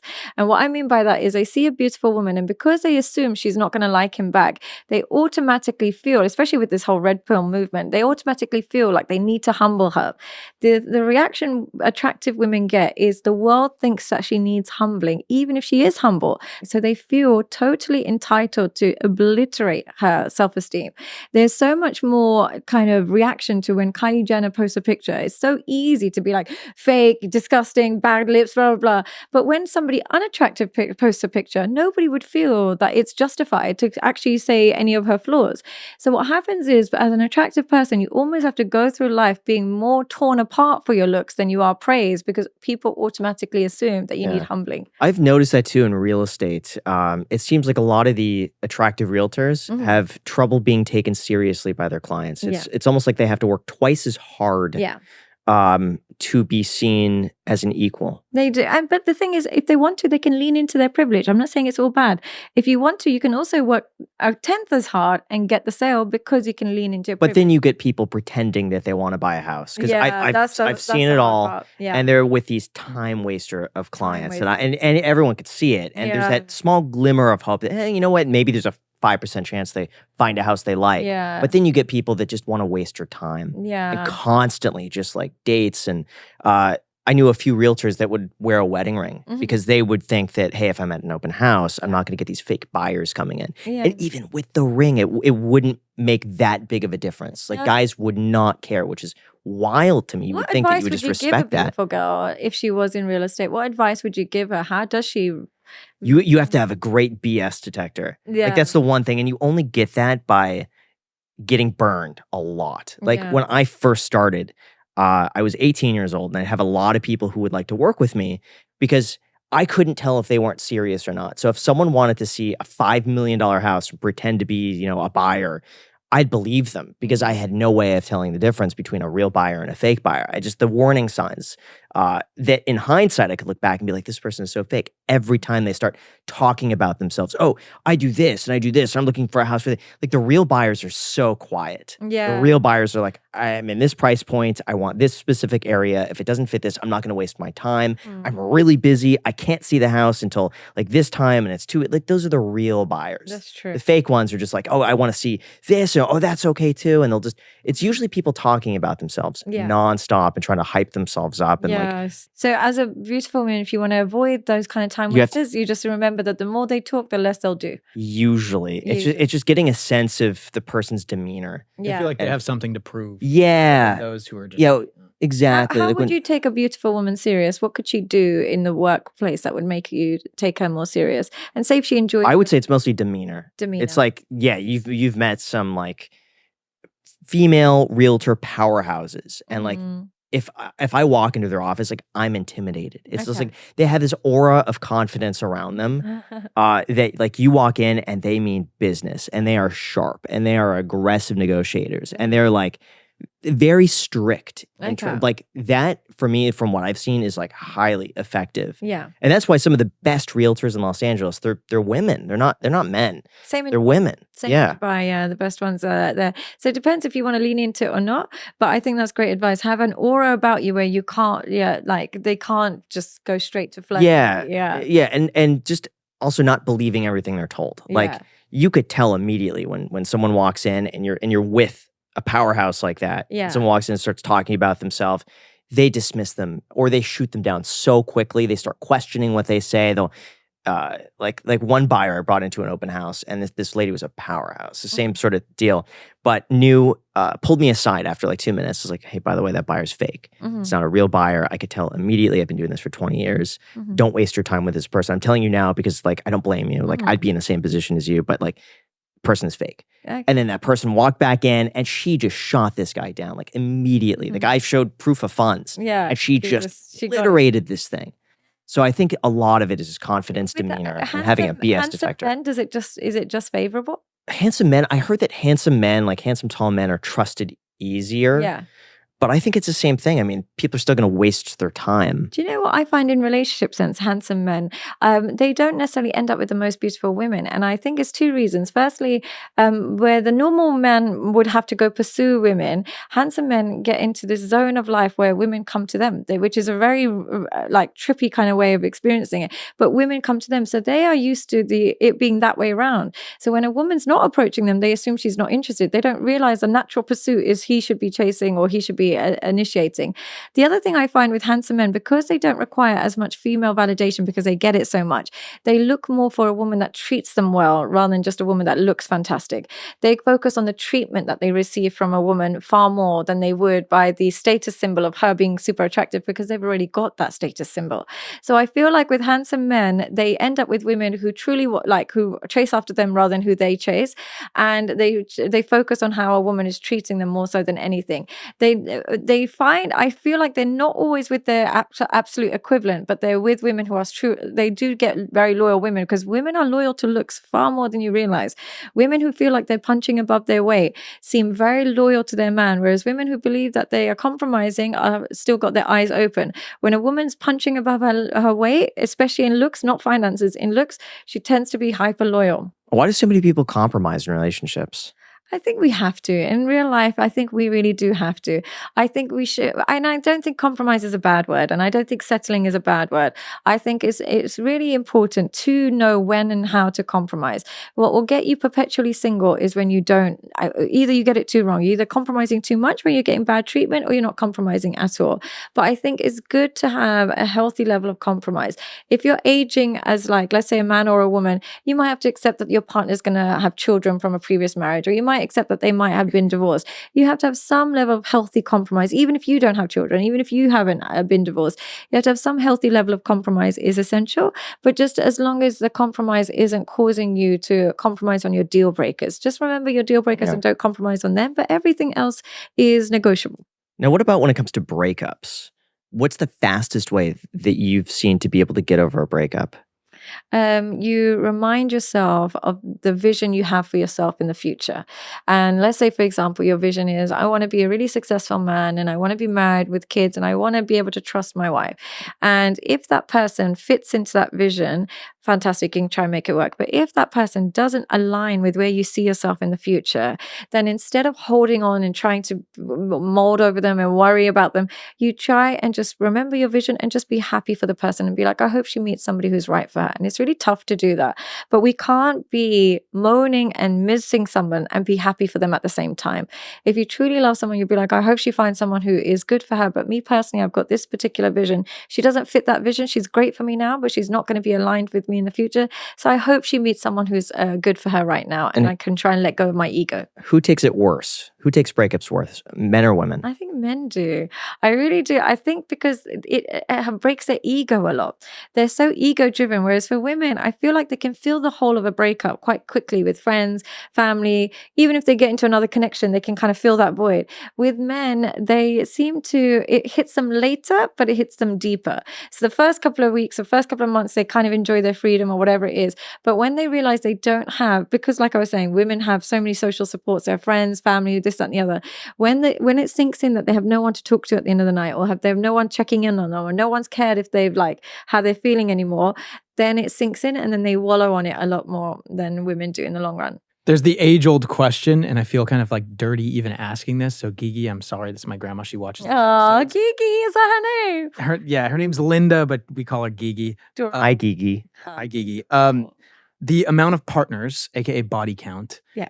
Does this matter? And if so, who does it matter more to? I would say it's generally understood that it matters more to the guy than it does to the girl. Do you find this to be true or inaccurate? I think the main thing I've kind of said it before about body count is that I think it's having an arbitrary number is not very useful, because firstly, you're never going to be able to get the truth out of men and women. Yeah, men might inflate it, women might deflate it. You can't get the truth out of them. But like I said, the relationship with body count is you really have to look at your partner's relationship with sex. Now, if you have a woman that will say yes to anybody that gives her attention, anyone who makes her feel loved, anybody that does that, if that's been the main cause of her body count, the main reason of her body count is a drunken night out, or the main cause of her body count is because she was feeling low and someone comforted her, then that's a red flag. It's what caused the body count. Or if it's a man who's been on dating apps for years and years and just hook up after hook up, pleasure seekers, then the body count really, really matters. But if you are looking at somebody whose body count was built on strong connections, it was built on they really had a relationship with that person, they constantly are saying no to lots of people more than they're saying yes, then that person is a little bit more trustworthy. So it's really more their relationship with sex. There's some men I know that might be 35 years old and 2 girls. Now, that might sound like a really low body count, might sound great on paper, but what if that guy is super overweight, doesn't have a job, lives in his mom's basement and is watching porn all day? Doesn't mean he's virtuous, doesn't mean he's a great guy. And same thing with a woman. Let's say her body count is very low, but she hasn't had any options. But the moment she gets an option, she goes for it. It's looking at somebody's relationship with sex, and do they treat sex as an activity that they can do with everybody and anybody, or do they treat it as an experience that they reserve for the people that they're most connected to and love the most? And do they do it? Can they only do it with one person at a time? If somebody can have simultaneous sex with lots of different people at the same time, they're disconnected from sex, and as a result, I would worry about their body count and their future relationships. So it's the context that matters. Yeah, and their relationship with sex. Can they have simultaneous sex with a couple of people at the same time or not? Some people, the moment they go on a first date with a man or a woman, they're sexually loyal.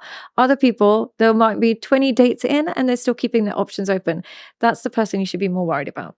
So one of the biggest issues that I've noticed amongst me and my friends is the fear of rejection. When you're like out at a bar and you see an attractive girl and you want to go and approach her, you are just absolutely deathly scared of them just saying no, and you fall flat on your face and everyone sees it and your friends see it and this and that. And then also just like to wrestle with that egoically speaking, like it's pretty challenging. What would you say is the best way if you find someone, you deem them as attractive, you want to talk to them, how do you do that? So the fear of rejection is something that is very deep and ingrained in men. And I really think your fear of rejection really holds you back when it comes to a man, because if you, and I see it in different cultures, particularly since I've been in LA and stuff, and you'll see a big cultural difference in how men respond to rejection.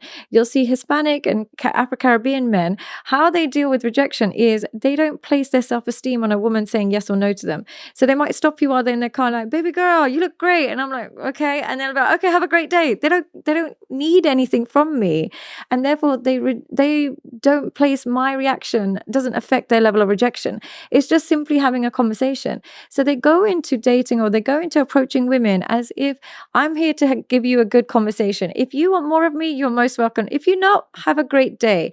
They have that kind of mindset with women. And I know that sounds a bit controversial, but they have a mindset with women that I really want to talk to you, but you're not the only woman in the world. And if you don't want to talk to me, I completely respect your opinion. Have a great day. Where men get it wrong and, they get a bit nervous is her not talking to him or her not responding to him affects his self-esteem. To them, it feels like I'm obviously not good enough. It affects their level of how they view themselves. It's about removing that your self-esteem or your self-reflection doesn't depend on her, because how she responds to you depends on her mood that day. She might be in a relationship, so many other factors that are not based on you. So you remove your self-evaluation from her reaction and just replace it with, I'm just giving you an opportunity to get to know me. If you don't want to get to know me, no worries. Have a great day. If you do, you're in for a treat. I'm a great guy. It's that unconscious confidence that comes through. So you handle it by saying her rejection doesn't mean I'm not good enough. It just means we're not meant to be. And it's that simple. I think Jack was looking for a line or something to say. Line. Well, like what do you say? I got rejected so bad with him. He gave me $20 to ask a girl. Oh, it was the delivery. That's all it was. What was the line? He would not go up. Hey, I thought you were really pretty. Can I have your phone number? Yeah, so we were something like that. We went to the bank. Why would that get you rejected? Was a girl like... It was... we filmed it too. Yeah, we filmed it. It was really bad. Like I saw her in the bank. I didn't know she was like decently attractive, but like I mentioned it to Graham, and Graham's like, "Oh, well, you should go ask her for her phone." I'm like, "Nah." He's like, "Okay, I'll give you $20 if she rejects you." And I'm like, "Oh, so you reward rejection?" Exactly. Well, my thought was that either he gets a number, in which case he's happy, or he gets rejected, in which case he gets $20. So it's a win-win. It's a win-win. Yeah. But when I watched the footage and we posted it. I think so. I think we posted it. Did, yeah. What was the way in the delivery? It was just a little sheepish, a little like, "Excuse me." I thought you were like scared. Yeah. I think if Jack went up, "Hey, sorry to bother you, really quick. I saw you walking out. I thought you were really pretty. Yeah. Can I get your number? I gotta get going." Like something. Just, I guess, a bit more confident. And like I was saying, the key is her reaction and her response doesn't matter that much. When you're sheepish, it looks like she holds all the power and she's like, "Oh God, I'm going to stress him out if I say no." And it's more of a case of her reaction doesn't matter more. I just need to let you know that I think you're great and I think you look great, blah, blah. So I would agree. It's a delivery. The line itself, unfortunately, if I'm being honest, men underestimate if she is attracted enough, the line doesn't matter so much. It's more the confidence in delivery. One thing that's really interesting is guys, we have these like conversations amongst ourselves, rarely ever loop women into these conversations of like, okay, you go out to a bar, if you find a girl attractive, like this is what you have to do. And one of the things that we've like, you know, I would say universally agreed on as guys is you have to be completely apathetic to women. Yeah. Like completely. Yeah. So do you think that that is true as like a generally decent strategy? And I know also strategy, people are going to quarrel with that word, but like to go in, act not interested at all, and try it, or should you show some level of interest? You show a level of interest. It's not that you're apathetic to her, you're apathetic to her rejection. If you want to show that you're interested in her, that you really want to show that you like her, you're finding her attractive, but you're apathetic to the rejection. So if she doesn't want it, no worries. You're still a cool girl. You can still hang on our table and you can still grab a drink. No worries. You're totally fine. You're most welcome. The apathy has to reply to the potential rejection, not the actual girl herself. Show her attention, give her love, whatever it is. But the moment she doesn't reciprocate, you become completely apathetic. You're still polite. You're still loving. Where men get it wrong is they show no interest in her. They might want to play it cool, but the moment they see her talking to another guy, the moment they feel a rejection, they overreact. The apathy is in the wrong direction. The apathy has to be in that you're most welcome to sit on our table. You're most welcome to join us for dinner. You can hang with us. If I realize that you're not interested or you have a boyfriend, whatever it is, you're still welcome, no problem. But I'm not going to keep pursuing you. It's that you withdraw rather than punishing in any way, shape, or form. So I think you show some attention. When it's not reciprocated, you keep it moving, but you're still as polite as possible. People who overreact to rejection makes the woman feel like she has so much power over you. Why are you getting so intense just because I rejected you? The more apathetic you can get to her rejection, the more she'll realize that you have a great life with or without me. So you're probably somebody worth getting to know. Another message that's being shared a lot, especially in like the red pill community, is that guys need to like make a bunch of money. They need to get absolutely shredded. They need to do all of these things to improve their own life, to increase the pool of people that they can select from when they're finding a partner. At what point along that journey do you think someone should be like, okay, like I think I'm pretty ready here to like go and try to find a partner? Because there is definitely something to be said, like at the very far end of the spectrum, let's say like you don't have a job, like 600 pounds, you know, you're like, still are dependent upon your parents and stuff like that. It's like, okay, you probably should not go out looking for a partner then, but then you start making changes. At what point? When the lifestyle is conducive to monogamy and a healthy marriage, that's when you stop. And when you go far beyond that, where you're traveling too much, you're making too much money, your body is almost too much, and it's like it's going to make monogamy a difficult task. And when you're on the other end, when you're not making it, again, it's going to make creating a family and monogamy a very difficult task. I think the right level is where you have the right amount of options where you could meet a good woman, but not too many where you're going to get distracted by the wrong women. You make the right amount of money where you could live a really nice life, but not too much to the point where you're traveling all the time, you never get to see each other, and you live separate lives, basically. There's a tipping point. It's like the inverted U. There's a right level, right in the middle, where you have the right level of skills, tools, and attributes that will create a healthy relationship. When you're too far along on one end, either or, it's not going to make it easy. So being the shredded guy with making loads and loads of money and is traveling the world and all these things, it makes you exciting to cheap women. Women who want a long-lasting relationship don't find that exciting, that you're every day on a yacht and you're traveling here, there, and everywhere, and you know every bouncer in the club, and you become exciting to cheap women. If you had a counseling session or like a psychoanalysis on someone like, you know, the Tate brothers, Andrew Tate, Justin Waller, like Myron or Fresh and Fit, do you think that you'd be able to determine if they are happy or if they aren't? How do you think that would go? I think I would be able to determine it, but I would say, here's the thing that I would say, there's a barrier towards actual emotional intimacy towards women. It might be because their lifestyle is too busy, but it might be because they've outsourced it with, like, maybe for example, Andrew and Tristan, they've got such a close connection with each other. They share so much emotional intimacy. They're like each other's best friend. So the requirement for a woman is that she doesn't have to have those traits. She doesn't have to be super loyal, loving, all these things because they've got that with each other, and they can a woman is just there to look pretty, have babies with, and so they can compartmentalize a bit better. But the impression I get more from like the Justin and the Fresh and Fit is they've faced too much rejection in their life from women. They've been burnt too much by women, and that burnt has made them want to create a power imbalance where they're so much more powerful than the woman, so that they can never get burnt again. But in the process of this power imbalance, they're actually losing power. And the reason I say this is, as a man, as you get older, let's say you get over the age of 35 and you're still dating 22-year-old women, they think, I'm providing all the money, I'm providing the lifestyle, I'm older than her, I've got all the power.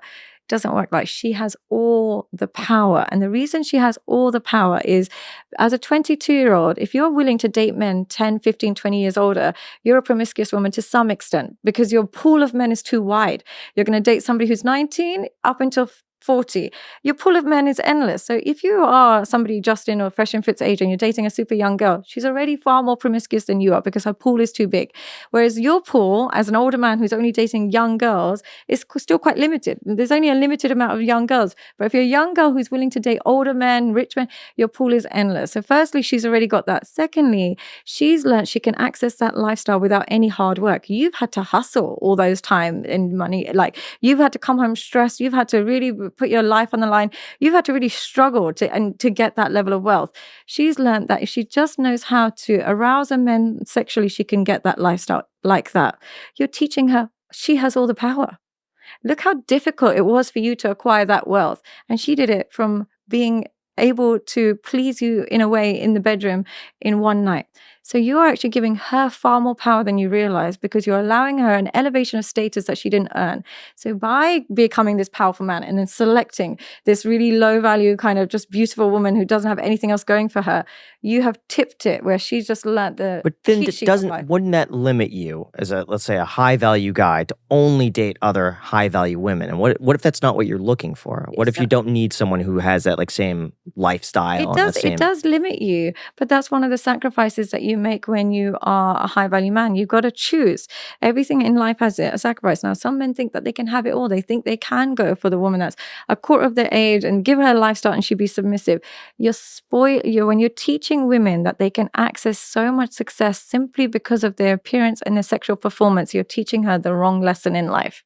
And when you teach that to a woman young, you are going to be replaceable, because she will learn that skill up until she's 50, 40. Because to a 70-year-old, 40 is still young. So she learns that lesson so quick. So what happens is you teach a woman from a very young age that she didn't have to be intelligent, she didn't have to be hardworking, she didn't have to be loving, loyal, she didn't have to do anything. And she accessed this level of lifestyle, which took you 20 years to acquire. You've given her so much power. So I noticed you had a conversation with Andrew Tate. I did. Would you say that you would deem him as good or bad faith? Great. I would label him as good. Yeah, I would think that he's improved a lot in terms of his message. I think initially the message was far more hedonistic, where it was very much money, cars, women, and so on and so forth. And hedonistic, I'm always anti-hedonism. I find it very distracting. I find it very childlike. I don't like all of those things. But I think the underlying message of, restoring masculinity, restoring the importance of truthfulness, restoring some of your power, like not just kind of giving it all to women, I think that part I really enjoy. So overall, I would never, knock anybody's, message or in this sphere, because I know he's gone through a lot. But I enjoyed my conversation with Andrew. I respect a lot of things that he says. Obviously, we have disagreements because I'm far more traditional. My mindset is like this, not because I disagree with him and I think he's wrong. It's just that I can't align with it because I was raised so differently and so on and so forth. So there's disagreements, but overall, I think I don't have any qualms with Andrew. Do you think that, I also noticed that transition as well that he's been going through, I feel like in the last, I know he's been getting a lot more religious and everything as well, which is pretty interesting. I like to see, Do you think that overall now, at least in his current state, that he's a more positive message for people than he is a negative one? I would say so. Because I think the key difference between Andrew and somebody maybe like Fresh and Fit or Justin, I don't know much about Justin, I've never watched any of his content, but I see little clips here and there, is I think the underlying, when it comes to women, you can still see that Andrew likes women. You can still see that he likes women. He wants to love a woman, wants to be with a woman. He likes women. The others, I don't see. It looks like they use women as an instrument towards pleasure and status, but I don't see that they actually like women and want to know women and actually want to love and connect with women. So I think the underlying likeness towards women, I think Andrew has, but I don't know if the others have. That's really interesting. One thing I've noticed being like a younger guy, especially like back in high school and especially now like, or when I was in college and now being like mid-20s, you see a lot of girls that like you'll randomly meet or whatever, you'll follow them on Instagram and then they'll post a photo of themselves online that's very revealing. Mm-hmm. And then you have so many girls that go in the comments and say, oh, you're in your, I'm sorry, Gigi, I'm going to swear, you're in your bad era. Yeah. You know what I mean? Like, oh, you go queen, slay, and stuff like that. And it seems like not only the guys, but the women promote more promiscuous behavior online. Until their boyfriend likes the picture. But okay, sure. But why do you think the women like promoting something like that? Because I've heard that women can be very competitive. Yeah. And if they see another beautiful woman, especially being revealing, do you think it's more of like a sabotage thing that they want to promote other girls to do stuff like that because they know that can remove them from the dating pool for people they may be interested in? Yeah, you know what? It is an interesting thing. It's like, I don't know. It can be in two sides. It could be a sabotage, or it could be because they're also doing the same thing and they want to normalize what they're doing so it becomes more accepted. So let's say, for example, if a woman is posting OnlyFans, chances are she's going to encourage other women that are doing it and be like, you're amazing, you're doing so great, blah, blah. It's a way of lessening the impact of your own sins when you kind of see it being normalized. So I think it might be a combination of just kind of normalizing their own behavior. I think here's the thing. We genuinely do like seeing beautiful girls as well. We like it just as my feed, my For You page is all beautiful women doing makeup, all of it. And I'm a woman and I'm doing that all the time. So I can't imagine how tempting it is for a man to see it all the time. So we like beauty just as much as you do. Is there a self-sabotage, or is there like a encouraging people to go down the wrong path? I think only if they are doing that themselves. I think if they themselves are in that route and in that kind of influencer world, they'll probably encourage it a lot more because then they see their own behavior being normalized. I think it goes the same for guys too, that post pictures of themselves on a jet or on a yacht and they're wearing the glasses, like taking a phone call, or like my least favorite is the watch in front of the car steering wheel. Just, I don't know why. Like, I'm sure when I was 18, 19 years old, I'd look at that and be like, oh my God, that's so cool. Yeah. Oh, like watches this. and cars. Yeah, watches and cars. But now as I'm getting older, like I think when I hit like 30, I started to see things differently like that. Like people posing in front of cars and like posting pictures of themselves on like these lavish trips. And like, obviously, it's a very staged photo. It's not that they're just like there and their buddies posting a photo just like in the moment. It's very much like it's intentional. Yes. It's too staged. It's the female equivalent of a bikini picture. It is. It's just so cringe. It's just really, really cringe. It's just, there's, it depends how much you value money. But when you make a lot of money or when you make money, it really reveals what you're what you're most proud of. And some people make a lot of money and they're still posting their dog and they're still posting their cat and their family. Others will start to post their material items. So it's an insight in what they value the most. And I mean, it's good to hear that you find it cringe. Oh, I post my aquarium. They bomb. You know, it's interesting. When I'm on Instagram, I see how many people view my stories. Yeah. Consistently, my aquarium stories get 1/5 the views as anything else I post. Oh, really? It's a very niche thing. Yeah, your aquarium. Yeah, but I love that for you. It's a cool saltwater. Like, would someone not want to see a clownfish like swimming inside and out of a clam? I mean, I think that's kind of cool. What did you learn most about yourself as you made more money? I think I got a lot more private. Like, I think in the beginning, I was very much willing to like share everything. Like, let's talk about income. Let's talk about what I'm buying. Let's talk about like exactly how I'm investing and where. And both as my presence grew online, the more money I made, I think the more private and the more I valued just like personal friendships that were not posted online. Yeah. That was something I never thought. Like 4 years ago, I thought with Macy, like, hey, we could do this like road trip and we could vlog the whole thing and we could post it and I could keep working while I do these trips. And now it's the last thing. It's like, if we go on vacation, I don't want to post a single thing. I don't want to open Instagram. I don't want to do anything. Is that what you found? I found that same thing. I loved meeting new people. It's my favorite thing to do. And I love showing my experiences. I used to like posting where I am, what country I'm going to. I now don't enjoy meeting new people, and which is a bit of a shame because I used to love that so much. I just get anxious about what they potentially could, like, is it going to be real? Is it not real? I start questioning people's intentions, which I never used to do, which is a bit unfortunate. But yeah, I've become more private. I'm exactly the same, far more private. Are you the same, Jack? I would say there was like a little bit of a honeymoon phase in the Yeah. beginning. Like when I first started, like I remember the first person that I met, I think it was Loth, that I like freaked out.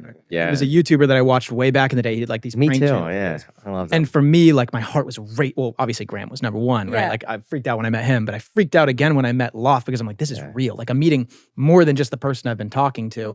And then that kind of like made me for a while, like I love talking to new people and stuff like that. But then I think I just reverted back to how I've always been, which is like, I'm It's still nice. best friends with all my, hometown friends. Like it's I love hanging nice out when with you them. realize that you are still you, Yeah. regardless of all of it, and you haven't changed drastically. It's a nice realization. Yeah. to It's just the have, novelty in the Yeah. beginning gets exciting. which everybody has. Yeah, I think the other thing for me too is I valued buying things a lot less. Like there are so many things out there that like 10 years ago I would have loved to have bought. And I Yeah. think the Rolex He Daytona. likes the is idea that- of buying them. Yeah. not Yeah, actually buying. exactly. Same with So me. I Isn't like. that weird? Yeah, it's weird, but I like having something to look forward Yeah. to buying without actually buying it. Yeah, I don't buy much. It's weird. Yeah. But before I used to be like, I wish I could just walk into the store and just buy whatever I want. But when you get that moment, you're like, oh, I don't really like, what am I going to do with this?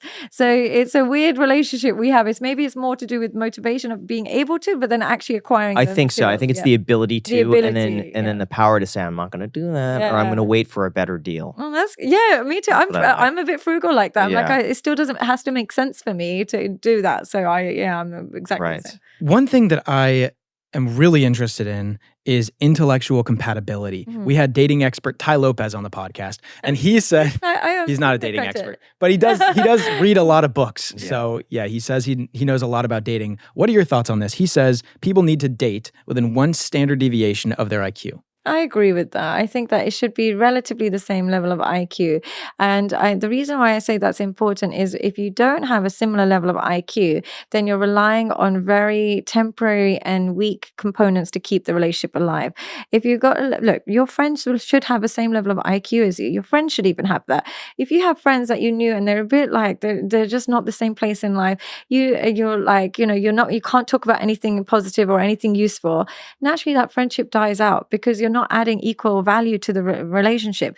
But if you have a partner where it's the same kind of concept, but you're still with them, then you must be relying on something cheap and vacuous to keep you connected. And usually it's either looks, money, like it's something cheap. So I think keeping it within a similar IQ, I can understand the logic behind I that. think people could be smart in different ways. Yeah. Is that you could be very smart in one way, and As long then as you the can other. learn something. You said Yeah. adding Right. value, and I Adding agree. I think value. adding value to a conversation. To a conversation. It could be Yeah. in a completely different field. I think it's also positivity too. Yeah, I do think so. I think being positive, I think what's the point of being smart if you're just going to be rude and negative and all these things? I think it might be overrated. But I just think generally intelligence will help make that person, each other on the same level of emotional maturity. So it will help them keep them somewhat emotionally intimate because they'll have the same level of emotional maturity if they can both grasp their intelligence. Are you worried that we've turned love and relationships into a science? Because now, like even throughout this entire conversation, we're like, okay, if you go up to a person, you Yeah, act it's somewhat like- apathetic, but you also have to show a little bit of interest. You wait for her to lean on your shoulder to know that she's interested in you. You gotta do all of these things, check these boxes. You do have to work out. You have to do this. And it turns it into a science. You know what have it to be is? within one standard deviation of IQ. Yeah. Do you think, and yet divorces are higher than ever Yeah. while we have Well, all actually, I of this think new I information? think divorces have gone down. Recent- Divorces overall have started to trend down. But is that Okay, because they're marriages trending have down, gone but they're still higher. I think people are realizing that divorce is a thing and that people can get divorced. And so I think they're placing a lot more importance of who they get married to. I think the issue is that there's so many options out there for a lot of people just because of dating apps that it's become really difficult to date. And because of that, you have to find ways to improve yourself. Yeah. And some of those ways you have to make broad generalizations and say well, 9 times out of 10, not all the time, but 90% of the time. But it's turned This into a works. game, and there's So, tools and like- tricks and strategies and stuff like that. Do you think that that's removing love from the equation? Because you go back in the day, and it seems like relationships and nuclear families were way more prevalent. I think because we used to rely on direct human contact a lot more to learn about each other. We'd have to go and talk to girls and talk to guys, and even after school, you'd play with each other rather than being on your technology. I think the people that study the most, and it sounds like a bit of a hypocritical thing for me to say, but people who sit there reading loads of books about it and trying to work out the science and listening to loads of podcasts. I don't mean this in a bad way, because I really appreciate the people that listen to my podcast, but I do think it's the people that don't have enough direct experience with the opposite gender. I would recommend putting the books away, putting everything, and let life be a little bit of a lesson. Of course, some people are really gifted that their family teaches them straight away, and they get some insight, and they have a lot of friends, and it teaches them. And so if they haven't got that, they do have to rely on overlearning it from a podcast. But sometimes I'll have a client, and I can tell directly that they've been watching too many podcasts. I can literally tell within a sentence. They'll either regurgitate a sentence they've heard me say, and they'll say it back to me like I'm supposed to think they're intelligent, even though they're copying me, or I can hear them repeat some red pill rhetoric and just be like, oh no, I don't accept that. And men have to create their value and women don't. And they just regurgitate some of the red pill stuff. And so then I'm like, you have to put the technology away and go and meet people in the real world, even non-sexually, just platonically. Get to know people and ask people questions.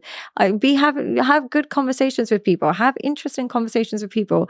You'll learn a lot more about the opposite. It's interesting. The most successful people that I know when it comes to like dating, life, making money, they don't listen to podcasts. I hate to say it, but like they're not. Agree. I know. If you're watching this, you're a loser. But they're at such a. But it's true. Like, and I listen. I listen to podcasts.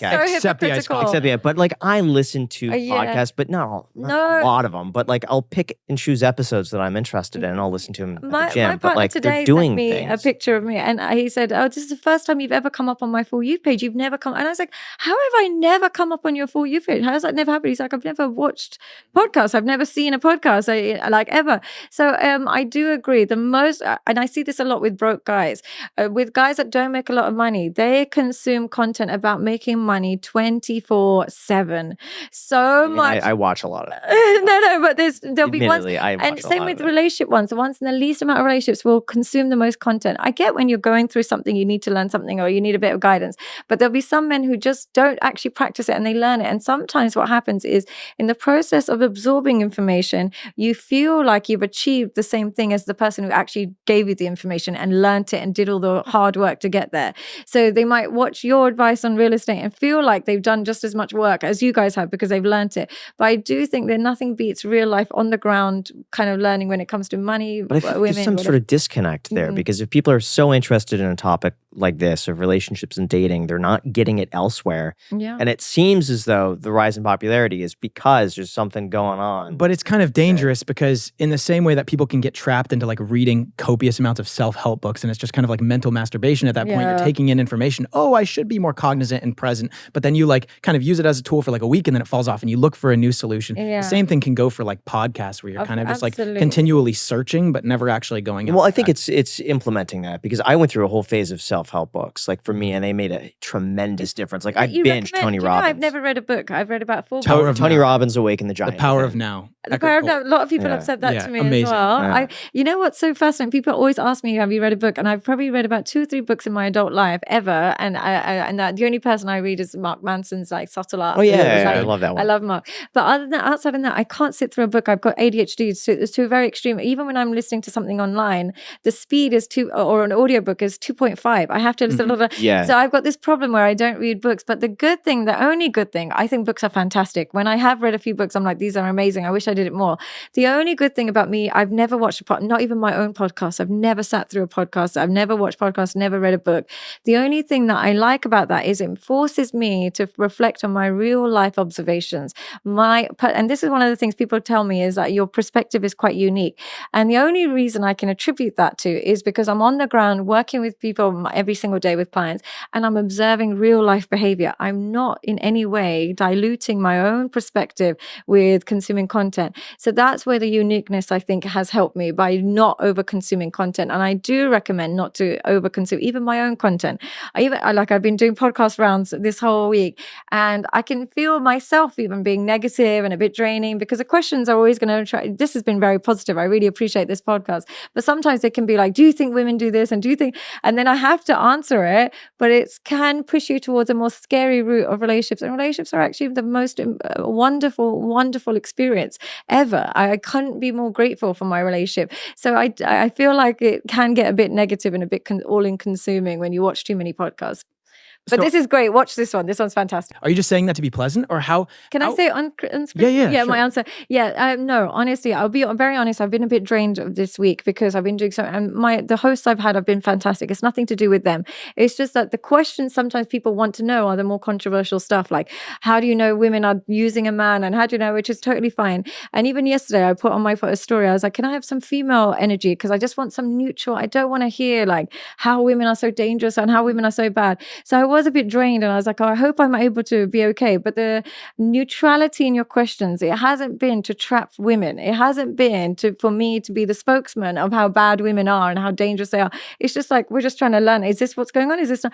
And I really appreciate the pleasantness and how easy it's been answering this question. Oh, cool. Yeah. So We I always really we're enjoyed very that. critical of our interviewing skills, and we go in thinking, Yeah, we wanna "Oh, just I improve, really and I'm glad- I'm Yeah. really enjoying just the fact that I don't have to be like a soundbite or anything like that. It is just like, no, this is not to bash women, bash men. It's just that this is the dynamic. Can I ask So you a appreciate really that. difficult question? Absolutely. Do you like Jack's mustache? I do actually. Do you know what I would say? It don't looks like really good on you. And I know this sounds really... It's a weak mustache. I have hair everywhere, except like for some reason it grows like, I feel like my hair density here is like 30% of You're my going to be that guy that when you are 50 years old, you are still going to be super handsome.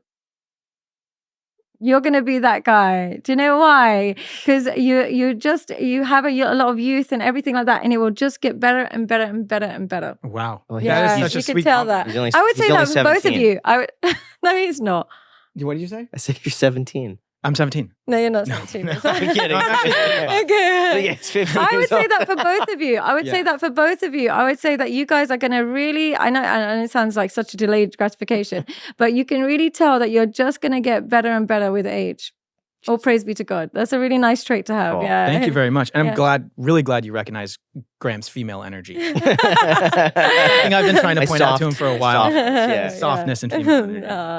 I hope you find someone nice though, Jack. I think you really deserve it. Thank you. Yeah, I appreciate that. I think you really deserve it, and I'm sure I can tell as well that you would be very happy in your relationship because your intentions are not bad. It's not to like screw or get power and balance and just like the games that we see on Red Pill. They go into relationships with the intention to win this match before it's even started. Yeah. And I know my advice can very much feel like that because I'm kind of catering to that voice a little bit. But when you go into it that I'm just going to choose right, and once I choose right, it's both feet in. I'm going to dedicate my life to them.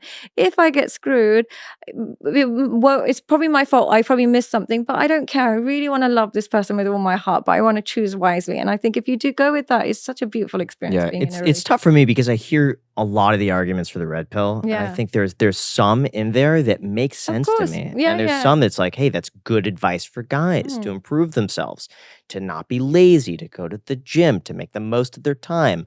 But there's some of it, it's just like, it's so hateful. It's the and it's so underlying like intention. us It's the versus context Yeah, them that it's the matters. underlying and in- like winning and like I have to conquer Yeah. this that I never understood and like why are you in competition with a woman? Like you're as a man, it's like you should compete with other men and do these things. It's like Well, I think that is kind of competing with other men when Yeah. you're in competition with women of I sorts. get it, Like yeah. they I don't think you're competing with other guys though. Yeah, like but my I- thought is that there are 4 billion women on the planet. It's just like there's so But I think that's a pretty like if rare you thought.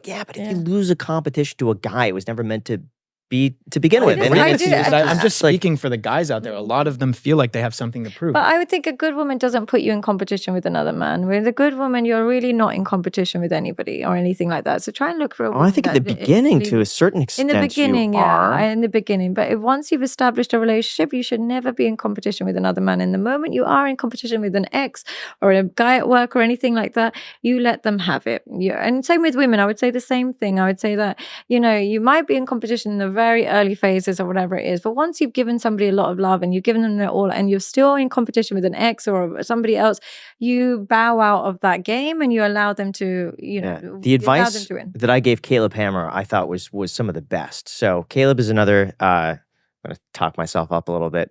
Another YouTuber, What's and he his showed me focus? What's his focus? finance. Finance, okay. He does financial audits on Right. people. So people bring in finances, he goes through them. Mhm. But we did a Hinge audit. It's one of my favorite videos that I've Mhm. done.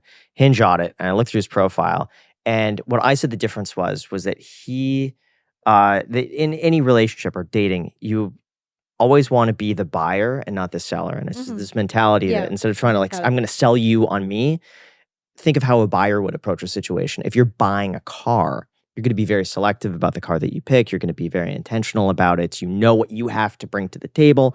And it's less about you saying, I'm trying to sell you this car. And like, look how great this car is. So when you try to sell yourself, which a lot of people do, I know, it works like, against it's them so versus like, much. here's what I have to offer. Here are the qualities that I have. Here's what I'm looking for. Yeah. Do you match this? Do we get along?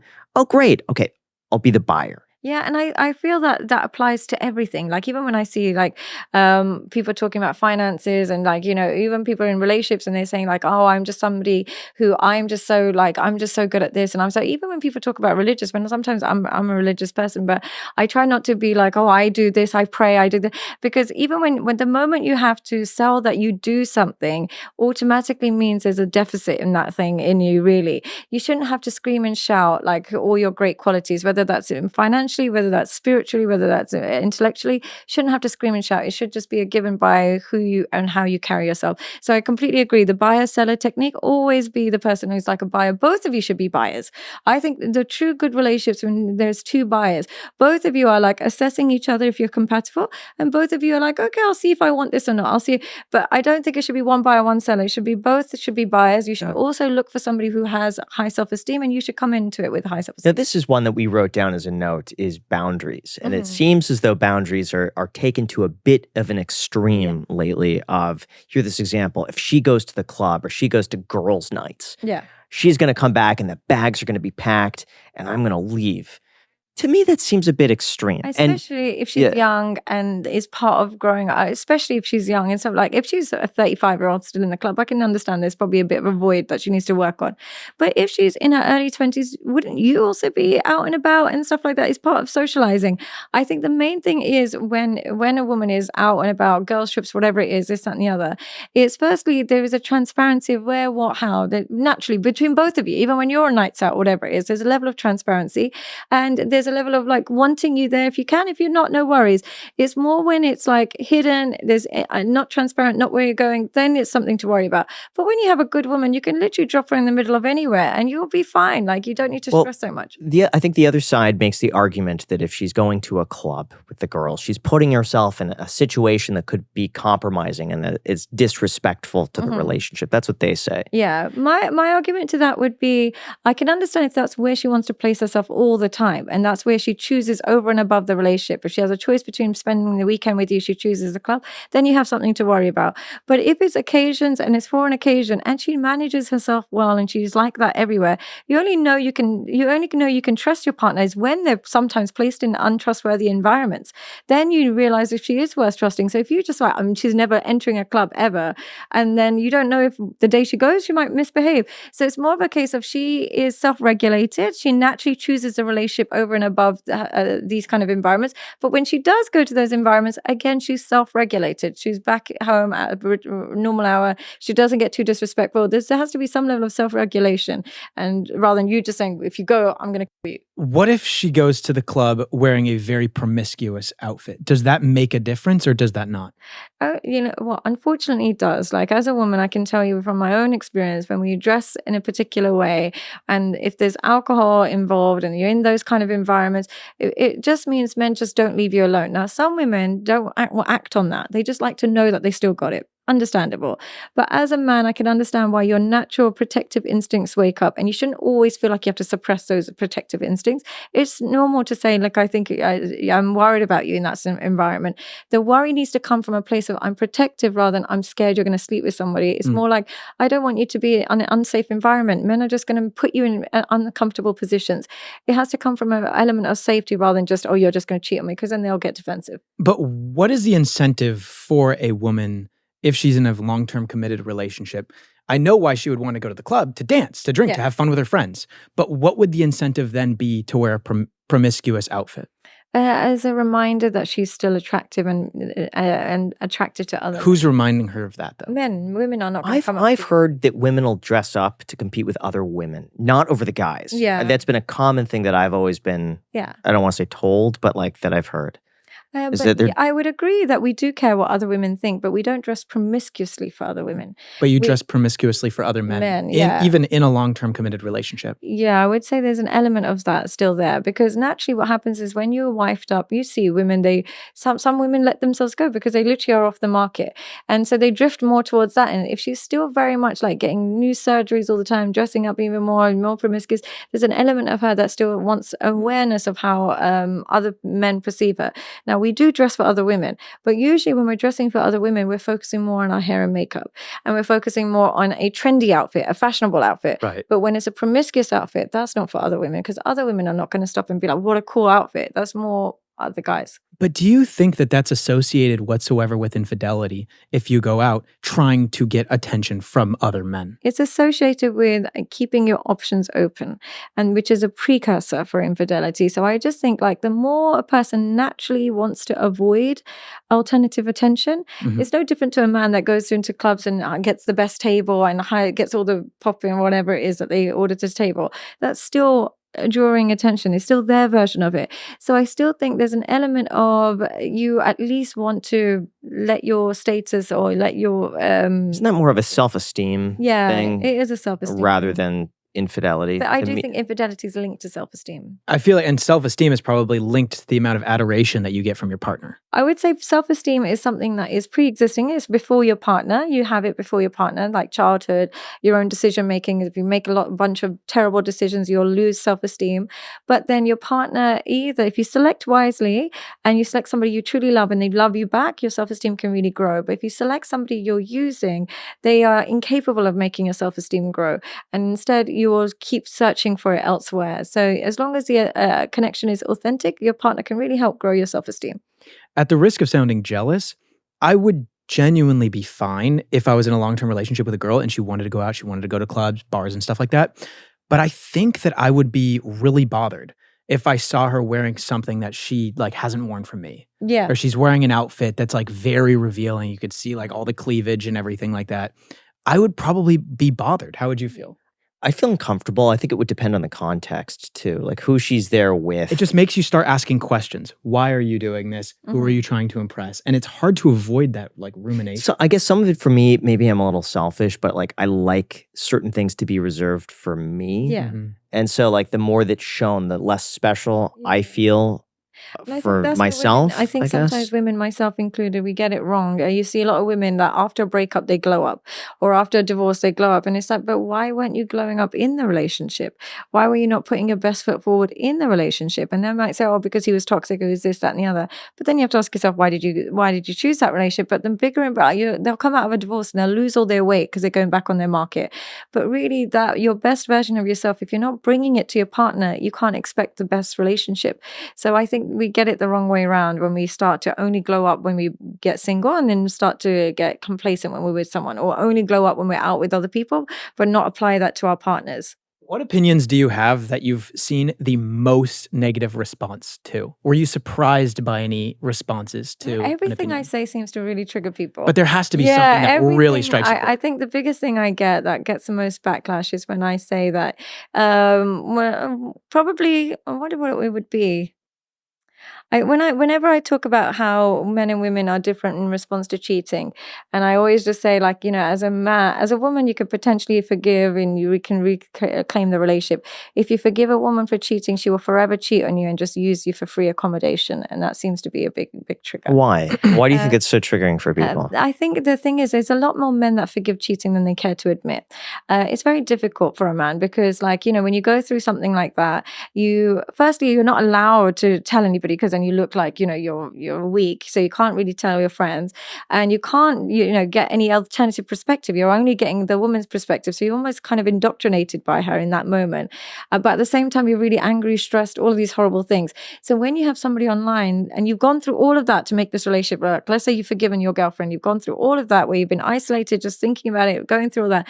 Then you have somebody like me online saying, oh, by the way, if you forgive her, she's going to cheat on you again. And she's probably using you for free accommodation and you're going to catch her a few more times.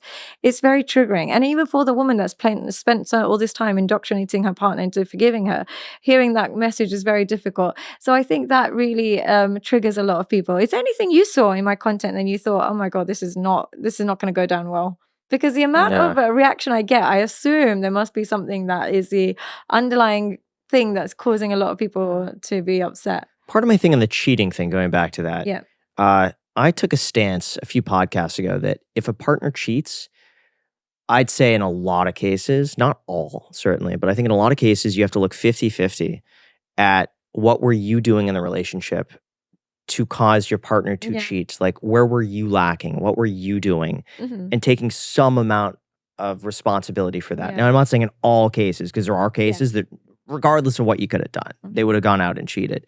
But I think in a good chunk of those cases, I think you also have to look internally and say, was I a good partner? Was I encouraging of this person? Was I loving to them? Did I give them attention? Was I neglecting their feelings? What did I do?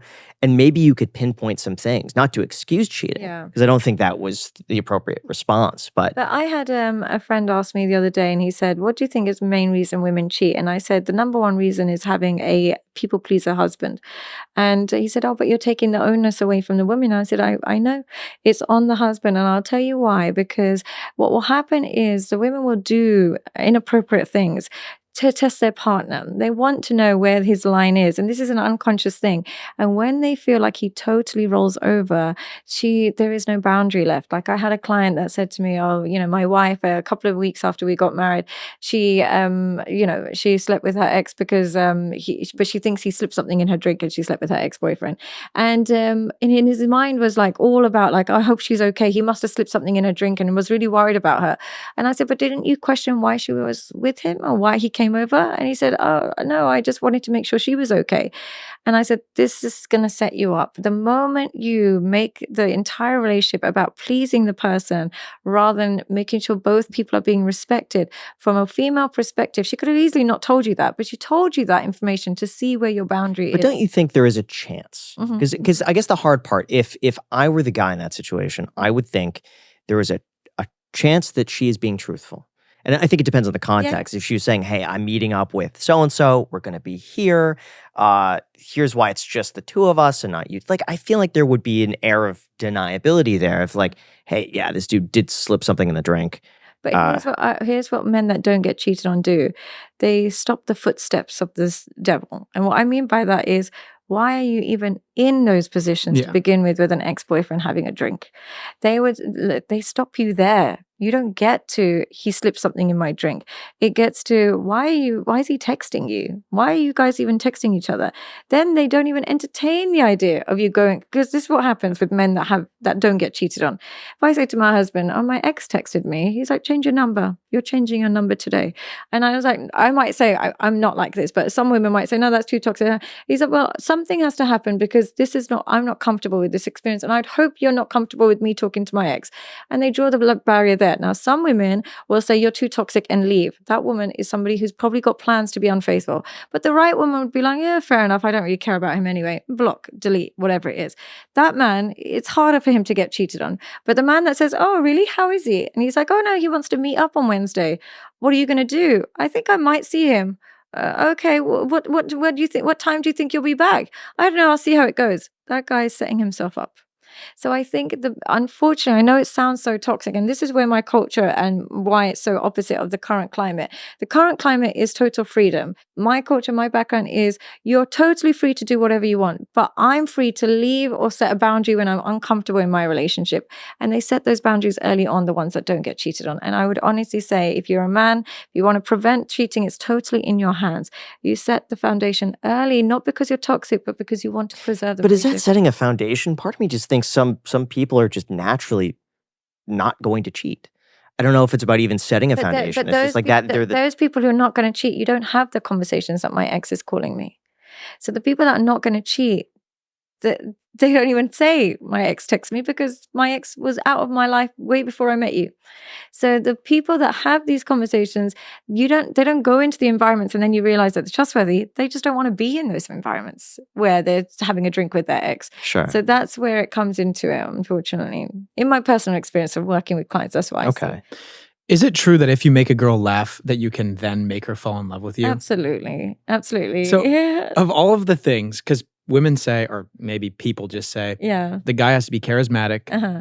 He has to have like a sense of self. He has to be funny. He has to be intelligent. Along this scale, this tier list, what would you say are like the top 3 or 4 things? Depending on her own sense of humor or anything like that. Sense of humor is definitely an important one. But I would just say each woman is going to be different. But in her world, in her mind, what she really attaches to is someone who's quite similar to what she's used to. So if you're choosing a woman who is used to a lot of abuse, a lot of chaos, and she's been through a really hard time, where men get it wrong is they would say, I'm going to be the knight in shining armor, I'm going to save you, and you're going to see how great I am, and everything's going to change. Unfortunately, if she's used to that behavior, she will find your love and affection quite difficult to adapt to. So I think the number one thing to ask yourself when you're looking at a woman, if she's like me, ask yourself, what is she used to? What are her exes like? Now, some women, her exes are really funny, they're really vibrant, they go to the gym, stuff like that. If you're like that, plus you treat her better than everything else that she's used to, it's easy. But if her exes are complete chaos and bad boy going up and down, and you're nothing like that, it's a risk. Couldn't that be a phase? It can be a phase, but she has to want to step out of it rather than you're trying to make her step out of it. She has to really want to step out of it. And it's usually a conscious decision before you're in there. But if you're trying to take her out of it, it can go back and forth. Unfortunately, I've noticed a lot of women get stuck in a cycle of talking to really bad dudes, like over and over and over and over again. Why do you think this is such a common thing? And why does that cycle never get broke? She would have grown up with some kind of cycle of abuse or some kind of neglect. But the main reason why she goes back and back and back, she comes out of every relationship choosing so badly that it's easy to blame the man. He cheated on me. He did this. He does some crazy behavior that it becomes easy to blame the man. And then she'll obviously go with the narrative that he was a narcissist, he was this, he was that. She hasn't taken the time to reflect on her own patterns and her own behaviors. And another thing that gets women in these positions is when a woman is so easily led by verbal affirmation or just easily manipulated. So when she's a girl where a man just gives her a couple of compliments or gives her a bit of attention and she falls madly in love, that woman always goes into bad relationships, because the moment a man says, I've changed, she gives him a chance. I've changed, she gives him a chance. She's not looking at his behavior, she's just looking at his words. And when she's that kind of woman, unfortunately, she'll be in a cycle of men that treat her badly, because men learn very quickly. It's very cheap and easy to say the right words. It's hard to do the good work. Now, women that will just accept words and not behaviors, they're easy targets. So bad men tend to target women that accept words over actions. What about when it comes to marriage? When do you know it's the right time to get married? Time for you as a person. When you feel like you are done with alternatives, I think that's a really important one. I think when you realize that you are naturally inclined to wanting a life where you are not easily distracted by the opposite gender, you are not easily distracted by a good time going elsewhere, here, there, and there. You can do all of those things, but you'd rather share the life you've created with one person.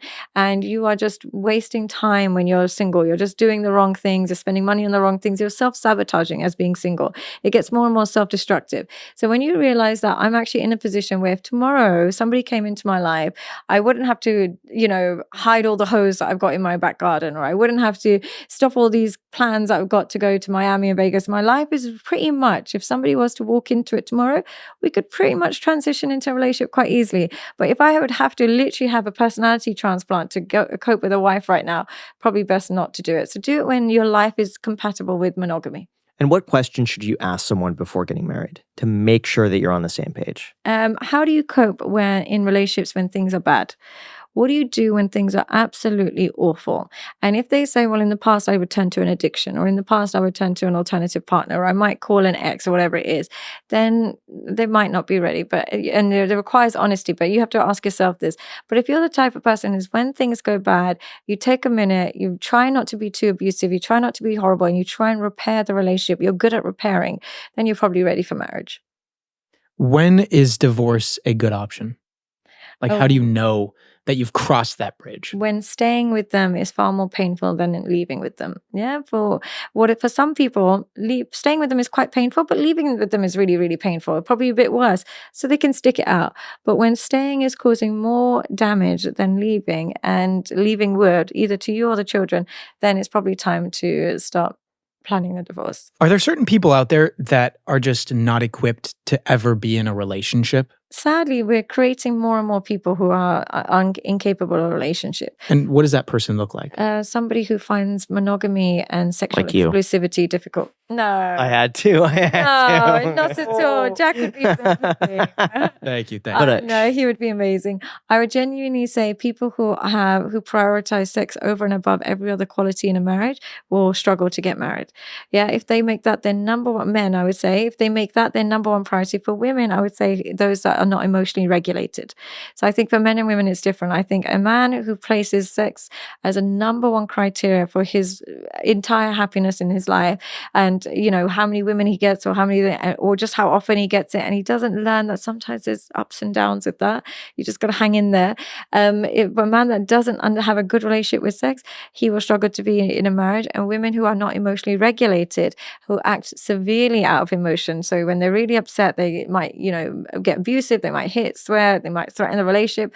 And when they're really happy, they get super happy, and they're just not regulated. Those women will struggle with marriage. It's interesting you mentioned the emotional regulation, because we asked Chris Williams in this question. I know you've collaborated with him. We said, what are the 2 things that you should look for in a woman when finding a partner? And he said psychological stability and a growth mindset. So nice. Prioritizing truth and reality, maybe instead of, an ideological way of thinking, which I think is also it's very interesting. Yeah, I agree. What's your advice to me if I'm getting married soon? What advice would you give me? The key thing is to respond to each other's bids. And this is what all the research has shown is the number one tool that will make a relationship work is when 2 people are very responsive to one another's bids. And what a bid looks like is very small gestures that are placed on the table on a daily basis to create connection. So it might be as simple as I walk in and I'm like struggling with my bag and you quickly grab it for me.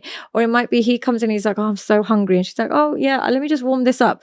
When somebody makes a tiny bid for connection, does their partner respond to it? Some people will come home and they say, I'm so tired. And their husband will be like, what have you done all day? I'm the one that's been working. And when they make a bid, they get angry at them. Whereas if you have a partner that's like, oh, it's so hot. And they're like, oh, just switch, simple things. I'll just put the window down. They respond to you trying to connect. It could be in tiny forms. They respond to it. The ones that totally reject to it, you can say, I'm hungry, I'm tired, I'm sleepy, I'm hot, like no reaction. That leads to a slow and steady build up of resentment, and then the marriage starts to decline. So responding to each other's bids is really important, and making sure that there's far more compliments over criticism. We all criticize our partner, it's normal. But whatever criticism you have, you relay it with an instruction. So if you're going to say like, okay, she says, oh, you left your socks on the floor, whatever it is, she could easily say, oh, sake, you left your socks, you're such a messy brother. Or it could just be like, I really appreciate when you just fold the socks and put it in, it makes my life so much easier. You turn your criticisms into instructions, and it creates healthy dialogue in a marriage. I like that. So alongside the people that are undateable, are narcissists and sociopaths just purely undateable? I would just say that, look, I really try and shy away from the term narcissist and sociopath. They do exist. They definitely do exist, but they're far more rare than you would think, because everybody in this current dating age just thinks anybody who dislikes them is automatically a narcissist, or anyone who treats them badly. What I would say is that try and figure out whether it's a narcissist or a sociopath. You just got to learn that if they have these traits, it's not that they're undateable. They have conditions that makes them date you. That condition might be you have to listen to everything they say, you have to do everything they want you to do, and you just have to be submit to them completely. Some people actually like that level of kind of order. They like that submission. They want someone that just tells them what to do, and they almost do it. So if you want to be with somebody like that, you have to be the submissive type that just completely forgets your own needs and wants in life. So they can meet somebody who's okay with that. Generally speaking, I do think that most people who are very difficult to date, it stems from a very big trauma, some real lack of self-esteem, an inability to love and be loved. You have to decide, are you willing to take on this level of trauma in that person? If the answer is yes, I'm up for the challenge, do it, but I don't recommend it. If the answer is no, as much as I can sympathize and I love you as a person, I don't think I can undo the damage that you're going to bring into my life. I'm just going to step away, but I wish you the best. I think that's a healthier approach. So try and avoid people that have this level of trauma and narcissism in them if you can. So although those are very uncommon, something that isn't so uncommon is ADHD. And you mentioned that you have Very that. extreme. How has having ADHD affected your relationships? And is it like, what are the negatives and are there any positives, if any? The only impact I find is that I can get over an argument almost instantly. I can have an argument and then it's like back to normal. Like this, I can say something really mean and hurtful, and then within a second I'm back to normal. So I think that the only thing it does is it shifts my brain and shifts my mood almost immediately. I can almost do it immediately, which comes across a bit psychopathic because it's like, how did you go from there one to the other? But I haven't really seen any negative consequences on an extreme end in my personal experience. But I've heard that it does have really bad implications. But for me personally, I haven't noticed that. Yeah. I heard it's like a no-no to go up to a girl at the gym. I don't think so. I think that it's become like that because of the way, social media portrays it. But women are super receptive to men they're attractive to. You could approach a woman at a funeral. If she's attracted to you, she's receptive. And the gym is a great place to meet somebody as long as you're not disturbing her flow. What I say to guys when they're approaching a woman, if she has to then drop all her weights, take all her headphones on just to entertain you, she's going to be annoyed. But if she's already packing her bag on her way out, just don't interrupt her flow. Same thing on a night out. If you're like pulling her with her friends and she has to interrupt her flow, but if you just join her when she's having a drink with her, as long as you don't interrupt her flow, it can't go that bad. No. This is amazing. Yeah. Thank you so much. No? We need to be respectful of your Thank time. you. Thank you very much for helping out as well. Thank you. And so much. we really appreciate it. All of the links will be left down below in the description. And until next time. See you guys. Thank you guys so much.